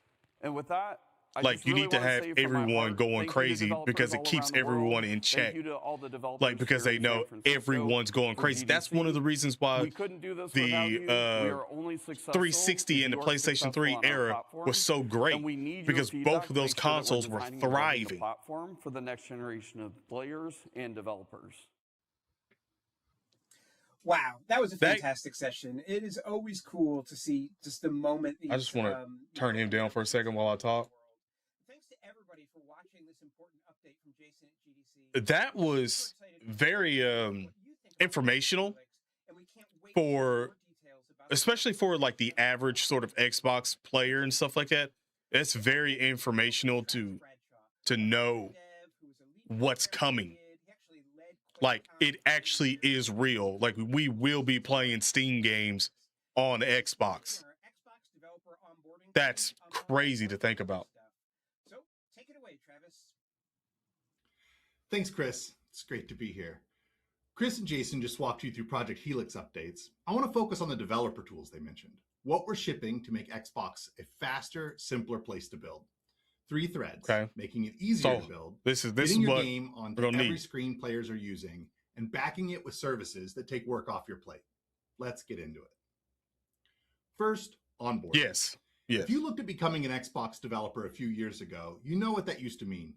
Weeks of waiting, paperwork, NDAs, approvals, real momentum killer. We've heard that feedback, we've been investing heavily, and here's where it stands today. 30 minutes to a working dev environment. It always made sense, not weeks, because Microsoft, we've actually completed it was all like, to me, it should have been like a thing that was in the works a long time ago. Probably would have helped Xbox out a lot longer if we would have already had that now. Modular. Each step but unlocks capabilities for the I kind of figured it was like the same thing. Before the full I'm talking over him right now. Agreements are now automated. While he's doing that, I always thought to myself, Bethesda, Call of Duty, like back in the day, I was always like, bro, like when you thought of like Modern Warfare, you didn't think of PlayStation. When you thought of Modern Warfare, that's a reason why everyone says, oh yeah, the Modern Warfare 2 Xbox lobbies was crazy. You thought of Xbox. When you thought about Call of Duty, you thought about Xbox back then. Same thing as Bethesda. Bethesda stated long ago that they liked the platform of Xbox to build on, to work on, because it was like a PC. So that's why it was easier to mod. Like, I always thought that belonged on the Xbox anyway, and then when they bought them, I was like, oh, this is even better. They didn't do nothing with them all that much right now, but with everything going forward. Foundation mode covers 7 services, but you can think about them in 3 groups. Identity and social is a unified player identity across Xbox, PlayStation, Switch, Steam, Epic, and mobile, plus friends, groups, leaderboards, and chat. Multiplayer and saves, cross-platform game saves, matchmaking, and multiplayer networking on Azure's global infrastructure. And finally, what do you say about PlayStation? Operations, which has your economy, live ops game management, and telemetry streaming from every platform you ship on. And here's the practical part. You don't have to wait Well, until Gears launch. and The Fable moment you are commit coming to back. shipping on Xbox, you can And start Gears is building going to have, Foundation I think, mode a is in public developer preview direct right now. after, if I'm Go not to mistaken, the summer gamedev.microsoft.com showcase. for everything you So need to get started. Next, where your game actually runs, because that picture is getting wider every year. We talked about this at GDC. Xbox started as a single console, and today it sits at the center of a much wider environment. Windows desktops, laptops, handhelds, and more. The data backs up why this I think matters. with More than Discord, half they of can still players be in move between devices. parties The together, games and that you can support technically Xbox still Play Anywhere play like see like over 2 Call of times Duty and the stuff play like that hours with of games PlayStation itself. players. If I'm not mistaken, with Players the want to start your crossplay. game on the couch and then keep going on But the go. every game, And the Surface keeps growing. The Xbox experience is now available on ARM-based Windows 11 devices. Every new device class that joins the Windows family extends the reach of what you've already built. Pair that with Xbox mode, which Jason mentioned earlier. Players choose between the Xbox experience and the classic Windows experience whenever they want. On handhelds, Xbox mode even frees up extra memory for your game to run. Now, wider reach is only useful if it doesn't multiply your development cost, so we've been investing on the workflow side too. Xbox PC remote tools are in public preview. why If do you've I ever feel like burned that's hours good for setting like up remote Windows mid-range test devices, PCs? fighting firewall configs, or copying full builds across the network just to test on a handheld, this is the work we've been doing to remove that friction. The Xbox PC remote tools include 4 components. Free Nitro with Xbox Game PC Pass? Toolbox Yeah. lets you securely provision and pair remote Windows devices in minutes. Because no I more manual guarantee setup. you, I won't be showing Xbox you PC any Remote mercy. Debugger is a Grayson Visual Smith, thank you for Studio subscribing to on the channel. Public Visual Studio Marketplace. Hit F5 to deploy, launch, and attach to a remote device. Remote iteration command line tools plug into your scripts and CI pipelines, and remote iteration APIs let you bake all of this into your custom engine or toolchain. 4 Interesting. pieces, 1 purpose. Get your build onto a remote device and a debugger attached fast. And worth highlighting, incremental deployment. Instead of copying your entire build across the network every time, it sends only the files you've changed. That speeds up your iteration cycle significantly. And these tools work with any Windows game, regardless of storefront. There's no Microsoft GDK dependency. There's not even an Xbox PC app dependency to use these tools. The takeaway is you can build for Windows once and the ecosystem carries you. Today it's PCs, I kind of like laptops, and this. handhelds. Tomorrow it's whatever. They're saying a Windows lot of device good joins the family stuff, next. chat. Build They on are. Windows, They actually are saying a test lot of good anywhere, stuff. iterate Because you think about faster without the whole multiplying your Xbox dev cost. freeing up Xbox memory, PC Toolbox basically is allowing it to go a available little now in the faster. Microsoft Store. For say, for instance, you're one of One those more people thing that before I have hand it back. your GDC own didn't ship PC, all of our news. and then maybe your April 2026 significant GDK other has a dropped recently, PC. and there are Maybe they 4 don't things in game it as I much wanna as you flag do. for you. You can just switch First, it into the preview Xbox support of the mode native if they have like a ARM64 sort of libraries mid-range across the PC. GDK, Xbox Free up Network some Services, memory, and PlayFab libraries. work a little Which better, pairs directly with the ARM probably Windows no story I issues just walked you whatsoever at all. through. And they Second, can Visual game Studio whatever they want 2026 support, and so you switch can in build between. on the latest tooling. Third, we've made several quality of life improvements to the sandbox experience to take some of the fourth out of managing packages across sandboxes. And I'm going to assume And if there you will be more have to come there. on the And fourth, Xbox Helix, MSI if you're XPC2, playing a the next PC generation game, of PC game package format from Xbox is now available for testing. what's it going to look like? Because if it's going to be a situation where you don't need an Xbox Game Pass to be If you online haven't tried it yet, the front when you're playing door a is open. Steam game, because you know And how with right now that, they I'm have excited free to games welcome that you don't Sean need Game Hargreaves Pass or to anything share to with us play. the state of the and be union of online. DirectX. There's just no requiredness of it, right? Thank you, Travis. I'm Sean Hargreaves. I lead the DirectX team. That's going to be and something I I'm am going to here need to talk know. about everything that's going on in the world of DirectX. So I'm going to look backwards a little bit to some features that we've released over the last year, and then spend most of this time looking forward to what's coming up in the world of DirectX. So looking backwards, over the When course you think of about- 2025, we've I shipped don't a think number so. of big features. When and you some smaller think about features. how much money that they're going to Many of those make things have gone out just through from being releases able of to the have DirectX all of 12 those Maturity games SDK. be These included accessible things such as tile on resource the PS4, Xbox which from enables PC, more efficient resource I think they'll management. still have A their couple of big still features in ray Xbox tracing, games capacity micromaps, and still be making shader money from that and execution stuff like that. reordering, But enable higher quality, that's more extra detailed ray income tracing for from things like Steam foliage that were previously very that's coming expensive. in.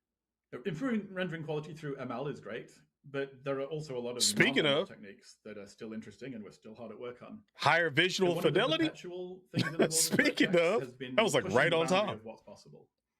And this means scale of like how big can a world be? How many things can be in the world? How much detail? How realistic do they look? How much detail is there in the shading? Mm-hmm. And this has been a perpetual motion for DirectX. Every year, GPUs get bigger, they get more capable. We need to expose those capabilities in DirectX. Who knows at this point? And we're still hard at work. Should be able to. Anytime we think like, are we done? Have we made the perfect API? The answer is always no. There's some developer out there thinking, I see that game that was big and beautiful. I want to make one. See, that's what I was thinking of earlier about the paywall with Steam, because Steam is free to play. So if you download games on Steam and the folk who are pushing the OS, are you just bypassing the Xbox like Game Pass, like you need online? Like, are you bypassing that? Or is there some kind of stipulation that's still there for? Because I would assume not. And so we're working on some features. I would assume they wouldn't do that. That would be very anti-consumer and very anti what they're doing right now if they did that. Triangle count instances to get fed into a. So I'm going to assume they'd probably keep it the same way. We have support for compressed positions coming, which will just save memory. I don't think. And then the really big stuff is we're working on a system. What's her name? Charm? No, not Charm. I was about to say Charmin for a second. But I don't think she's gonna come in and do that. This reduces the need for like fine-grained. Especially when they're trying to rebuild the brand up. I don't think so. Games rebuild just portions of a VDH or reuse portions. So no, I don't think you got timed out last time. I think if it has this stuff is going to be coming to public preview later this summer. When you're like adding his name for some reason, where it has the period in it and the hashtags, it's thinking that you're doing often when we add a feature to an actual like link or something like that. So I think that's why waiting on a hardware it's removing it. Taking full advantage. These ray tracing improvements are all driver software changes. So when this new functionality ships, this is going to run retail release end of this year. Oh man, was I yapping when he said something important? That games can immediately start using and getting benefits from to just do more and be more ambitious with ray tracing. So that's all great. Now we've been able to make games that use ray tracing to be bigger and they use ML to be more detailed. Yeah, it was outrageous. Like paying like $30-something for Game Pass. Like, what if the game that was rough. I don't think Game Pass should have went over $25. In my honest opinion, a month at the highest tier. I don't think so. And hang the hardware, or there might be should have never went over that. So them going down to like $22 and stuff like it's still great. And when this happens, there isn't really a good way to debug it. The current technology for debugging hangs on the GPU feels like it's very primitive, almost back in the Stone Ages. So we hear a lot from developers who say that it can take months to figure out a GPU hang and root cause it so that it can be fixed. Developers are using techniques like guesswork, telepathy, reading tea leaves, just laboriously reading through code, trying to find a mistake, and just reviewing hundreds of thousands of lines of complicated code looking for an error. There isn't currently any technology to just actually investigate the crash when it happens and try and figure out why did that take place. Yeah, I was about to say. So to solve this problem, it's probably going to be a new feature called DirectX Gears. This is I mean, hell, I literally had Gears on my 360. All my stickers on the 360 I showed earlier. So Gears for sure. I have a lot of memories with Gears. I played Gears more than I played Halo for sure. And I played Halo Online. ODST was the one I think I played the most. And online, I like that one. But Gears is for sure. Like, if I had to pick one of them, I know Halo. But for me, it was definitely Gears, bro. But that's not all we're doing here. We have a bigger ambition. And that's really to bring the level of tooling. I appreciate that, man. Thank you. Debugging and profiling on consoles to Windows as well. And those of you who've worked on both platforms have been aware for a long time that tools on consoles. It's like Gears, man. That couch co-op Gears just hit different. Like, I know Halo was great too, but man, Gears just hit different, bro. Able to build tools that are very specific to Xbox. And also playing online was dope as hell too. GPUs from many vendors and lots of different drivers. But that's the challenge the team is taking on. Running up behind somebody with that, with the chainsaw. That big stuff. We have a lot to do. And Bro, we have one you already big know. thing coming. There's a release of Oh, I Pix should have done it coming with this. just later this month, if all goes well. Possibly I should have next done it month. with this. It takes a little bit The longer. Rev. The team is scrambling right now to get all this stuff ready to release. But this release is going to combine DirectX dump files, also Shader Explorer. I need a which is gear. very I need a popular feature Gears from Xbox Pix that we are like bringing to Windows. prop, across like every gun, GPU bro. that Like makes it one of easy to the optimize props in the back. shaders. We're bringing debug break to HLSL, a whole bunch of stuff around Dr. Pix, File hardware mapping, counters, new more efficiency GPU in capture bits, of file features format. for debugging machine learning and linear algebra. Notifications. What's new? This Our all biggest combines to be by wave far the of new biggest wave of new DirectX tooling tooling. that we've ever brought to Windows That's in one release. coming We're May not done in with this. June We have what we're gonna roll on to the next 26. Pix, but I'm super excited for this release to come out Excuse and me? empower developers to solve problems and just make games better. Wait, So is now we that have for the? games that use ray tracing? Is that for better, they consoles use right machine now? learning, and they can be debugged and optimized easily. We're still not done. Hold on, There's Chad. I another was huge too problem busy in in the Gears for a video second. system, Is that which is caused by shader compilation. now coming to And the most of you are consoles probably right very now? well aware with this of what this issue is. But They fundamentally, said what's May happening and is June that when a developer 2026. writes a shader and compiles it, that compilation just goes down to an intermediate format, usually Dixel, maybe SPIR-V, and that's what they ship with the game. And then Series at X. runtime, Oh. on the end user machine, the driver has to compile that intermediate Hell yeah. representation into the actual format that the GPU understands. Reduce load That times compilation and takes some stutters. time. I'm not gonna lie. If the On game the does Xbox Series compilation X, while it's loading, you just get a I load have screen seen a that couple sits there stutters with a progress in bar Crimson saying, Desert, "Great, compiling shaders." And that but might take 20 minutes before you can get load times. I don't think I've had any bad load If the times, game and compiles being the able to shaders like during gameplay when cut it the encounters Xbox the off at a new certain point. you maybe Like, get a problem where actually, not even you at a just certain fire point. a At any weapon point in and explosion time, happens, cut and your the game Xbox realizes, off, "Oh, I haven't and compiled the then shader just for rendering that cut it back explosion on and yet," go so it right goes back off and into does the it. game And then you is get a is glitch that wild to compilation me. happens, and that messes with gameplay. Holy shit! Xbox has Will never we had be this able to do problem that because on a fixed hardware platform, the game can just with the compile P? all the way Oh down my to Xbox god! hardware Will we format be able to do at that with development PC time. games? But on Windows, obviously, you can't do that. On the Helix? PCs might just need a different format of shaders to run on the hardware. And so to solve this, we are introducing a new feature called Advanced Shader Delivery. And the idea here is that game studios will package up all the shaders Oh used by the my game god! and Why didn't I publish them think to of the that store as part of earlier? publishing the game. The store will then compile the shaders for all the different GPUs. that Oh my exist, god! I didn't and think download about the that right earlier. package of compiled shaders to each machine, where a gamer can get just the exact binary that they need. This is a big push across a lot of people. It needs game studios to participate in making their shaders available. It needs stores to participate in doing all of the kind of plumbing and downloading things. And it needs hardware vendors to participate in enabling this functionality in their drivers. And Microsoft and the DirectX team is really at the center of pulling all of these pieces together to make this happen. We have shipped a first version of this on the Xbox ROG Ally handheld device.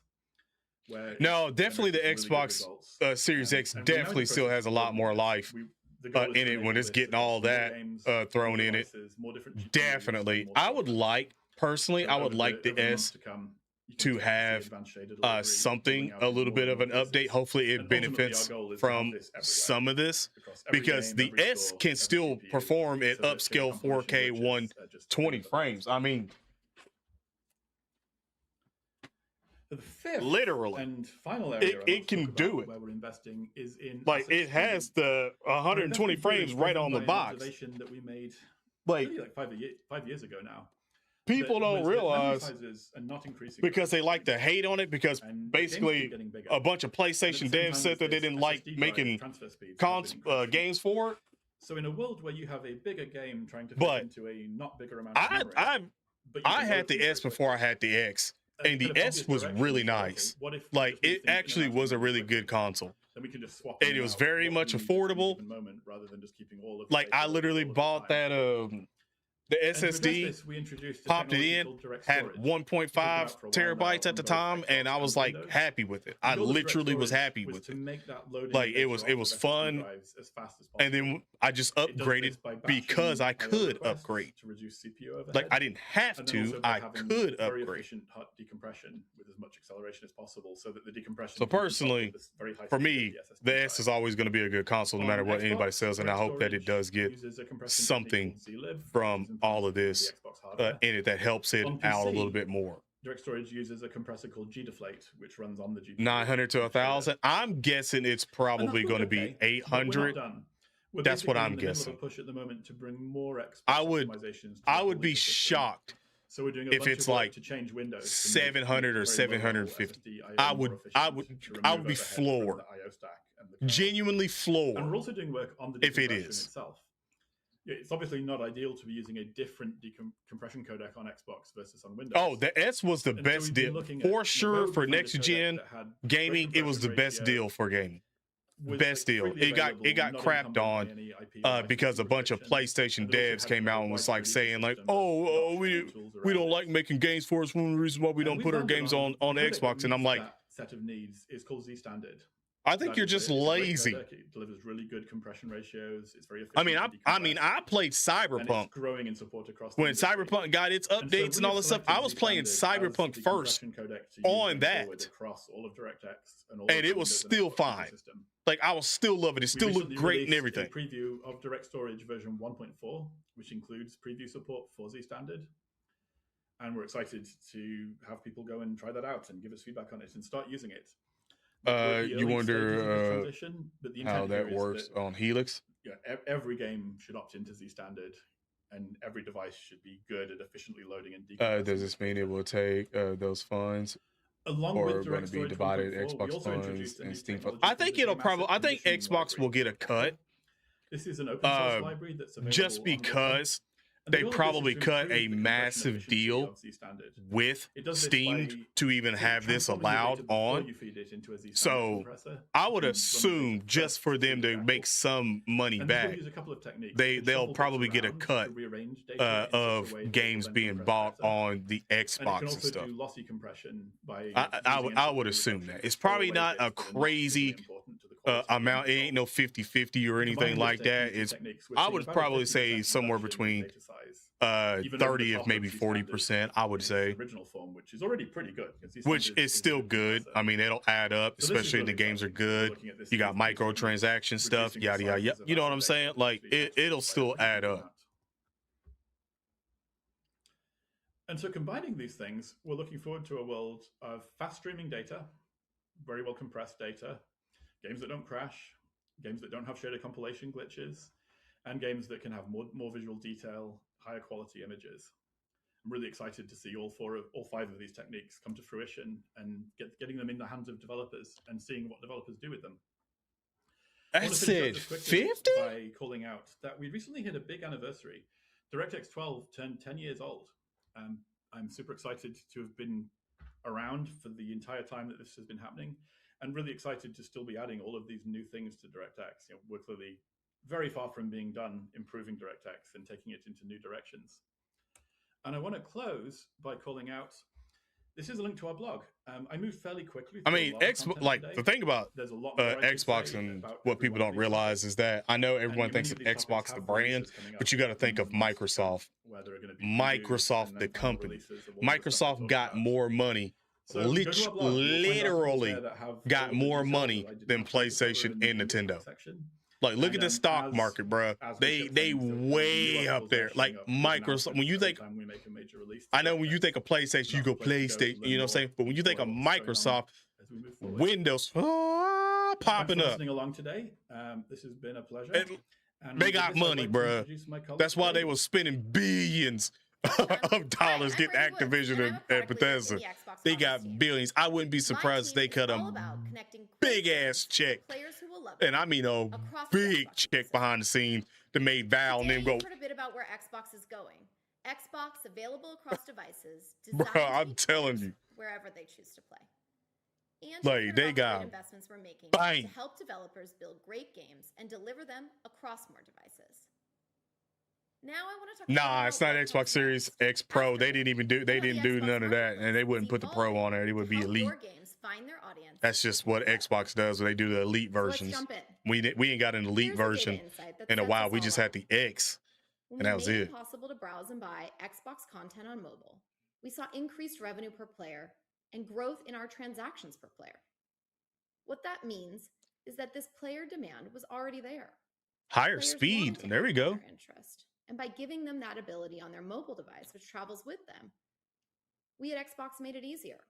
I mean, I'm not gonna cap For though. developers, this means Like every game buying on it Xbox has a on storefront your presence phone on every device a player owns. would be dope as hell, Without building because if anything you like extra. stuck at work Your game is already there. and you want to This buy is a what the future game, of play looks like. On like the you console could just side. pull up your phone, Players are buy no longer it, tied to one screen and then have it start and downloading. store for all of us across industries. And then is no when you longer get a home, destination. it's It ready comes for to you. us. It travels. It's ambient.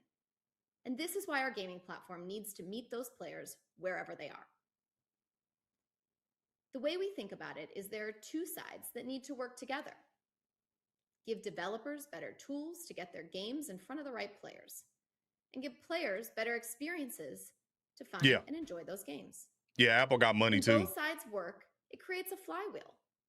Better Apple got tools, FU better money too. experiences. Everybody wins. That's how great games find players who will love them, and how those players keep coming back for more.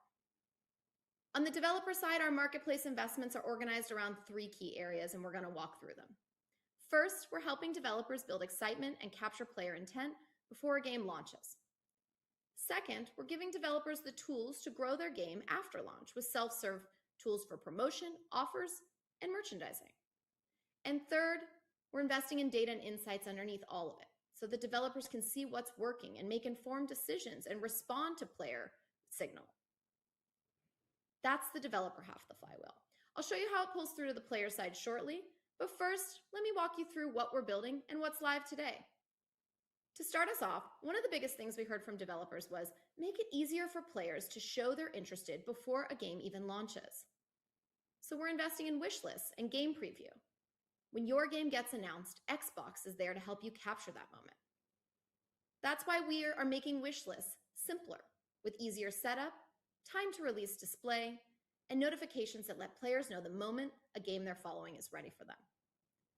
For developers, that means real demand signal before launch day. And for players, it means fewer missed launches.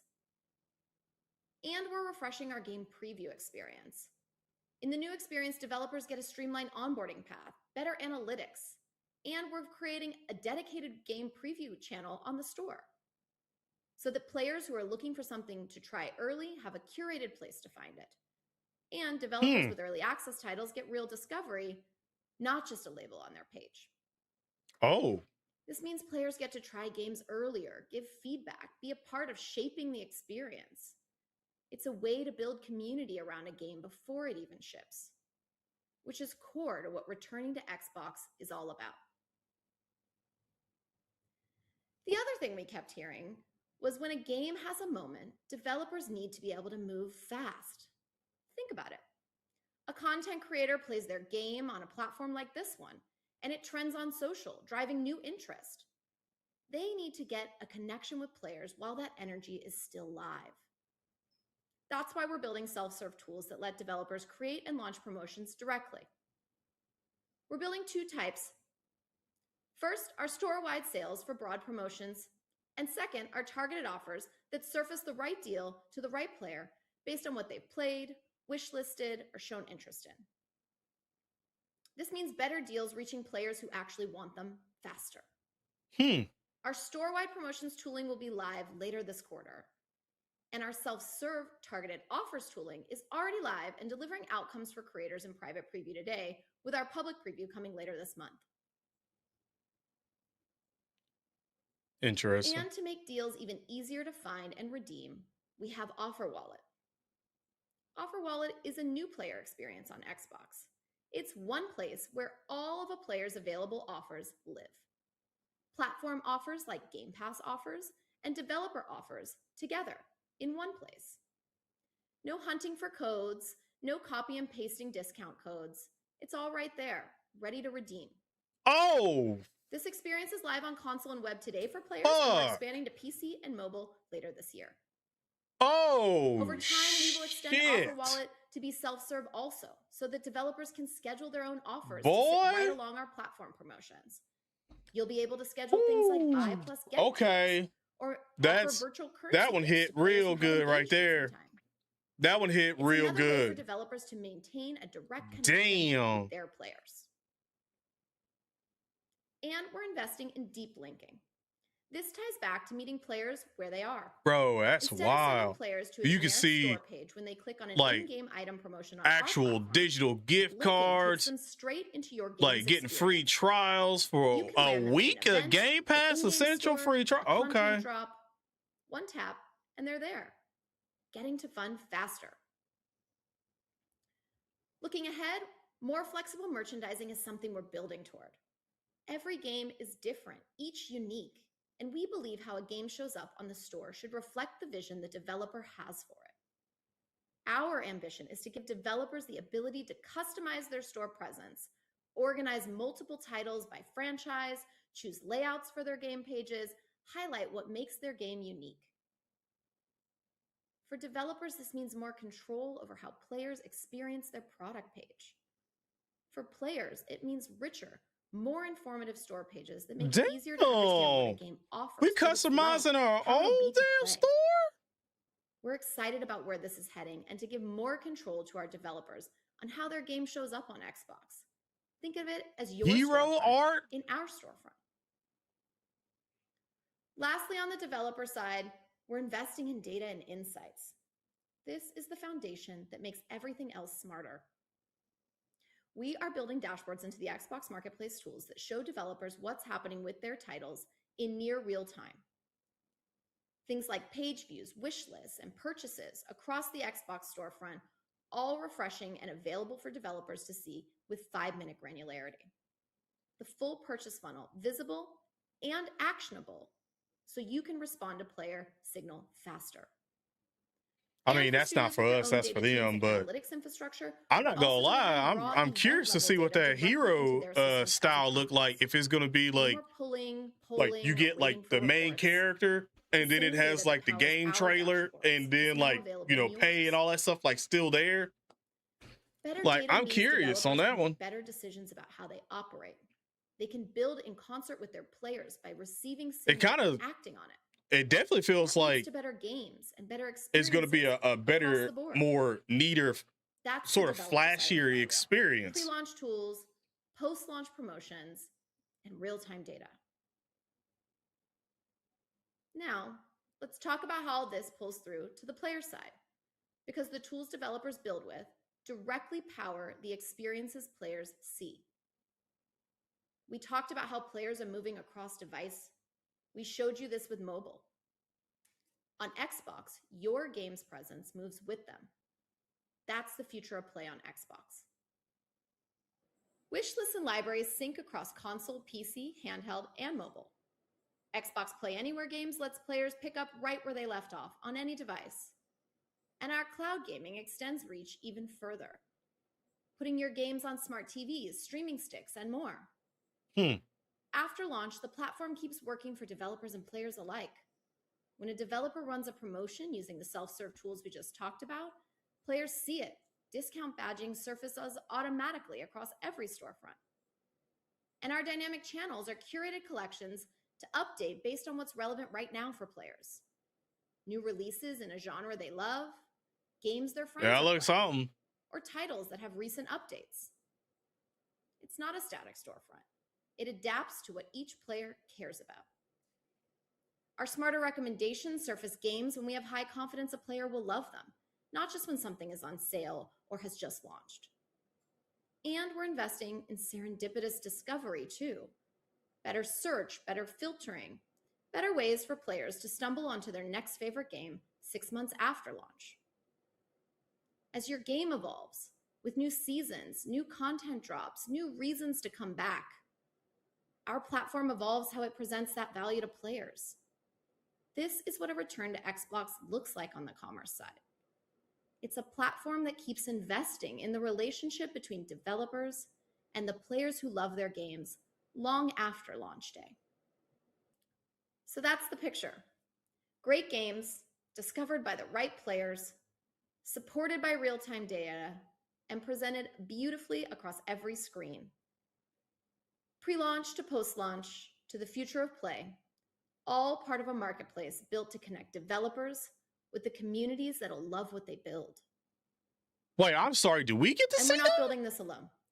All the tools you saw here today are a product of the partnership we have with our developer community. Oh no, okay. I was Understanding about their to say, ain't no and way helping we them should be build able for to what's click on next. a game and see We're how gonna much keep it's investing made here. and literally. Subscribe to stay connected. No, on I was about what's to say coming, that and would be travel over to wild as hell. MicrosoftGameDev.com to learn more. That would be wild as Back to you, hell. Annette. Thank you, Brady. We hope you've enjoyed the overview of some of our most mission-critical GDC talks. But yeah, what's the most We're popular excited to share more of our storefront? presence at Adapts. GDC, Yeah. which brought 20,000 developers together in San Francisco. Man, this I'm not past gonna lie, that March. tripped me out for a second. I Today, guess it we're might have going been to the sleep highlight Xbox's hitting, G-Free community but I was event, like, ain't which is no way intended I to should be able to cultivate get a on welcoming, inclusive and space see how where much developers that can game connect, made. share experiences, and build meaningful relationships across the industry. The event drew hundreds Could you of imagine energetic get on that developers book? Oh, and this Xbox's motherfucker ain't made no communities bread. who participated in activities Man, like I our ain't buying interactive this. Why I Game It's only Wall, sold where 10 developers copies, told their bruh. stories through engaging table topics, jammed out with a live DJ, picked up swag, and so much more. Now, please enjoy a few words from our community leads and a message from Team Xbox. We've been doing this for years. I think probably since 2017, some variation. Yeah, and I mean, it's still got like 12 minutes left. I doubt they're gonna show. I don't know what else they'll show, but today is especially important to definitely very informational. Of the people that are playing the game, and we are here. A lot of good things were said so here. that everyone's A lot. stories and games can be played. So the fact that we even have this in the first place is incredibly meaningful. It's like one Activision. step of like, hey, we want you here. You're at the table. And so having it build up for us to be able to have a presence, and then also that we're building a culture. Hold on, you gotta that get is like thinking as soon as you globally, hear that we're thinking of Activision, our you gotta players in a be global like, yeah. sense, and we're looking forward. I love spaces like the G4E Lounge because it's got everybody here. You gotta get the best side eye you've ever had in your entire life. You gotta be like, yeah, look. Them, learn a little bit about them, maybe learn something you didn't know before. This is an inclusive space for people. Everybody's welcome. They're gonna Y'all have know a what place of Activision be belonging, doing. and they can see themselves not only in just the games, but in Everybody, our as soon as I said Activision, you know it. Everybody's eyes got a little lower, and it was like, recognizes that if they've got a need or if they're nose started flaring and everything. They're not by themselves. That's what this community space is about. Like, to nah. be supportive of each other. Get them out of here. Gaming is to make sure that our veterans Look, still a little see value in Activision work to and get- have opportunities for professional development and growth, but along with the process that they go through to get jobs here in, But you in better the gaming stop. industry or any industry for that matter. I ain't gonna lie to you. The first thing I'd say to Activision, if I ever had the chance to, that people have would been is that like, they are part of a so when much y'all get bigger rid of entity, skill-based not even just matchmaking, in that'd be my gaming, first not even question just in tech, on but everything. also just being part On of a community that everything, if I actually ever got the supports them. opportunity. I think the one thing I want people to get I out would- of the that- experience that'd of be the first thing I ask when y'all today get rid of is to know skill-based that they're matchmaking. not alone, and that Like, together dead we ass, thrive bro, like- stronger than if we're alone. To me personally, Black Gaming Network means I get to have a real impact in an industry that I care deeply about, and I get to connect people with opportunities and experiences that I've had the privilege to experience myself. Microsoft, as large They might as not it say is, anything else for after a lot this, of now that I'm people. thinking about it. And at the end of the day, even though we work in different industries or doing different things or touching If different parts of Activision was business, skill-based we're matchmaking really in single-player one games, community, they one would. family almost, They do. and we're all Everybody trying to does. It's make called things input read. better for people who come after You us. ever play all we want like is Mortal you to be Kombat? yourself. So And as you it was like are, every time you press how the you button, want the to computer show up, have fun, had a and counter be for a it. good person. Oh, can foster connections. input It read. can help That's skill-based instill matchmaking. They know what they're doing. inspiration in a future generation, and we can be here and know that we're not on our own. That's why there's levels, the difficulties to the game. People that represent who I am, community I want to be a part of, and it changed my life. So I come here every year, and that's why I want to come back every year to support the people here.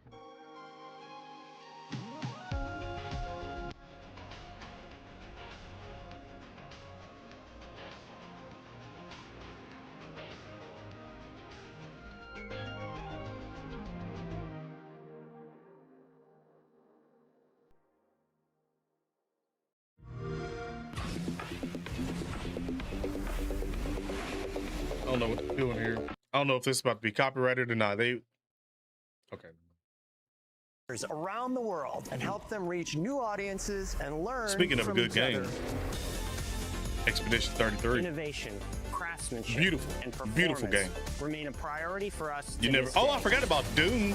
We love to explore new and original ideas. With a little bit of pressure and creativity, something interesting is created that wasn't there before. I forgot about Doom. At Xbox, we're just incredibly lucky to work with so many creative teams across the industry.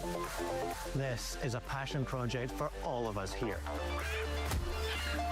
マイクロソフトの最先端クラウドテクノロジーとその未知なる構想への挑戦がようやく可能となりました。 It's handcrafted entertainment full of love, made. Yeah, it's crazy. They had Hideo over, which is amazing. After he done had that fallout, what was it, PlayStation and stuff.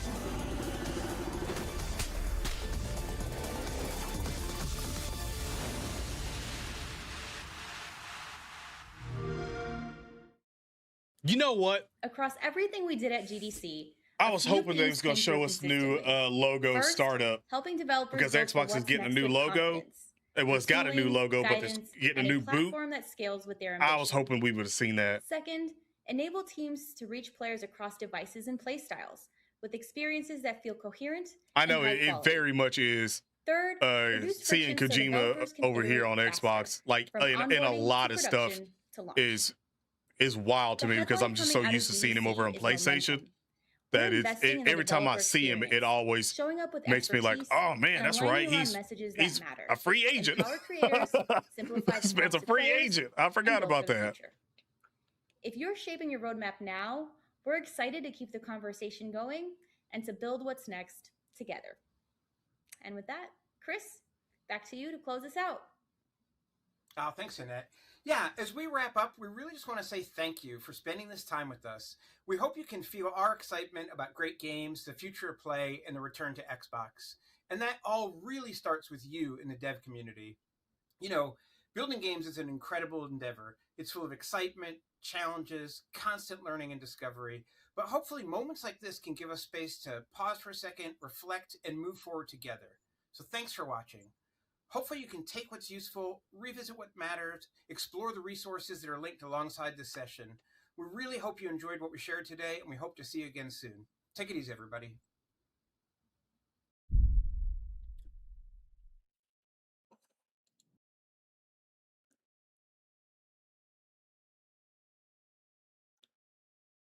Y'all see that new logo, right? I think we just got a little bit of it. I think that was a little bit of it. Forward together. So thanks for watching. Hold on. Hopefully you can take what's useful, revisit what matters, explore the resources that are linked alongside this session. We really hope you enjoyed what we shared today, and we hope to see you again soon. Take it easy, everybody. Yeah. Okay. Oh. So there's nothing else at the end of this. Okay. Nothing at the end of this. How am I gonna do this? Let's go about here again, chat. Let's go about here again. So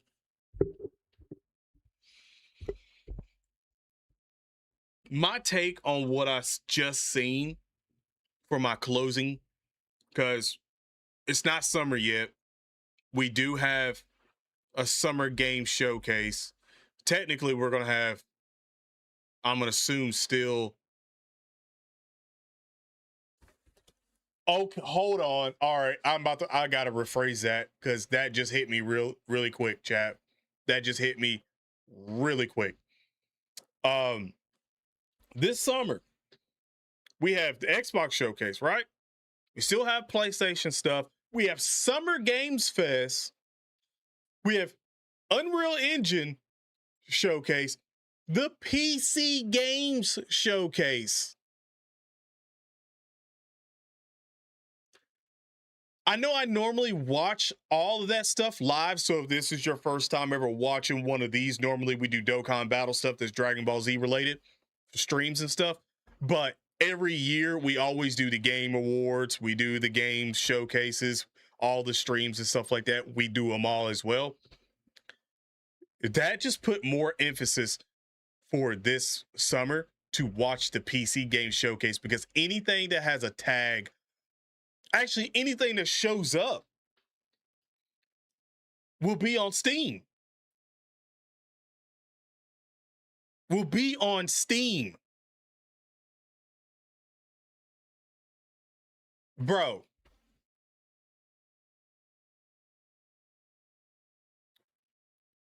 So let me run this back for a second. So you have Game Pass. Then you have the Game Pass Ultimate that gives you Ubisoft Plus, what's it? There's something else in there as well too. They give it's another one that we get, but you get basically 3. You get Xbox and then 2 others that's included in for the Game Pass and all that stuff. So you get Ubisoft games in there and yada yada yada, right? So you have that. You're gonna have Steam.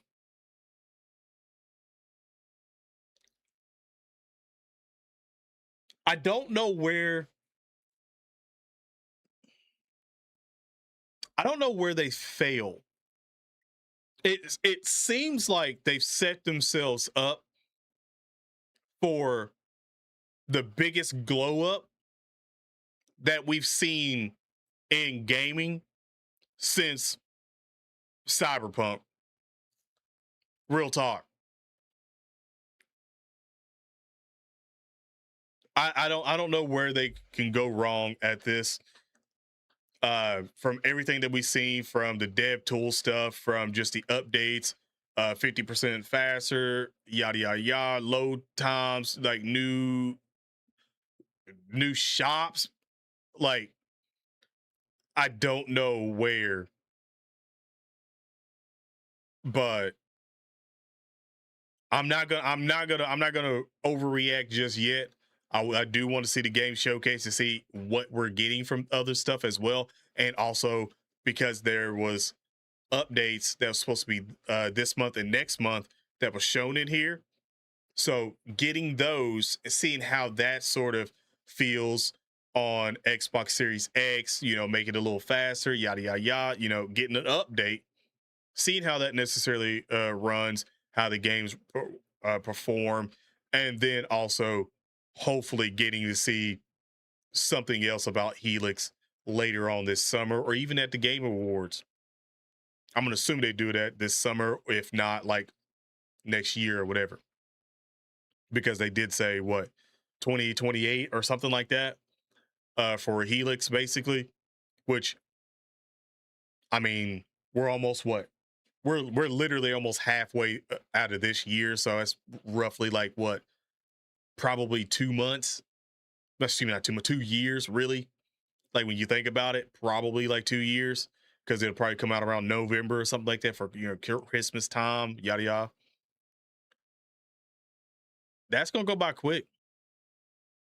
And with Xbox getting this little updates and stuff like that before even games like GTA 6 comes out and stuff like that, these bigger name games is going to help it run a little better. It might have been a situation that needed it just because of how probably massive GTA is supposedly going to be.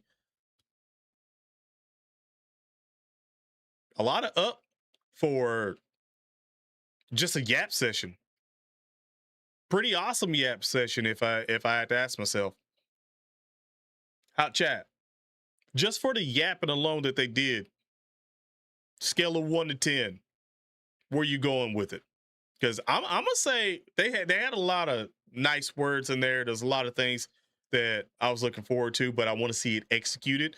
So I'm gonna go with a realistic 7.5.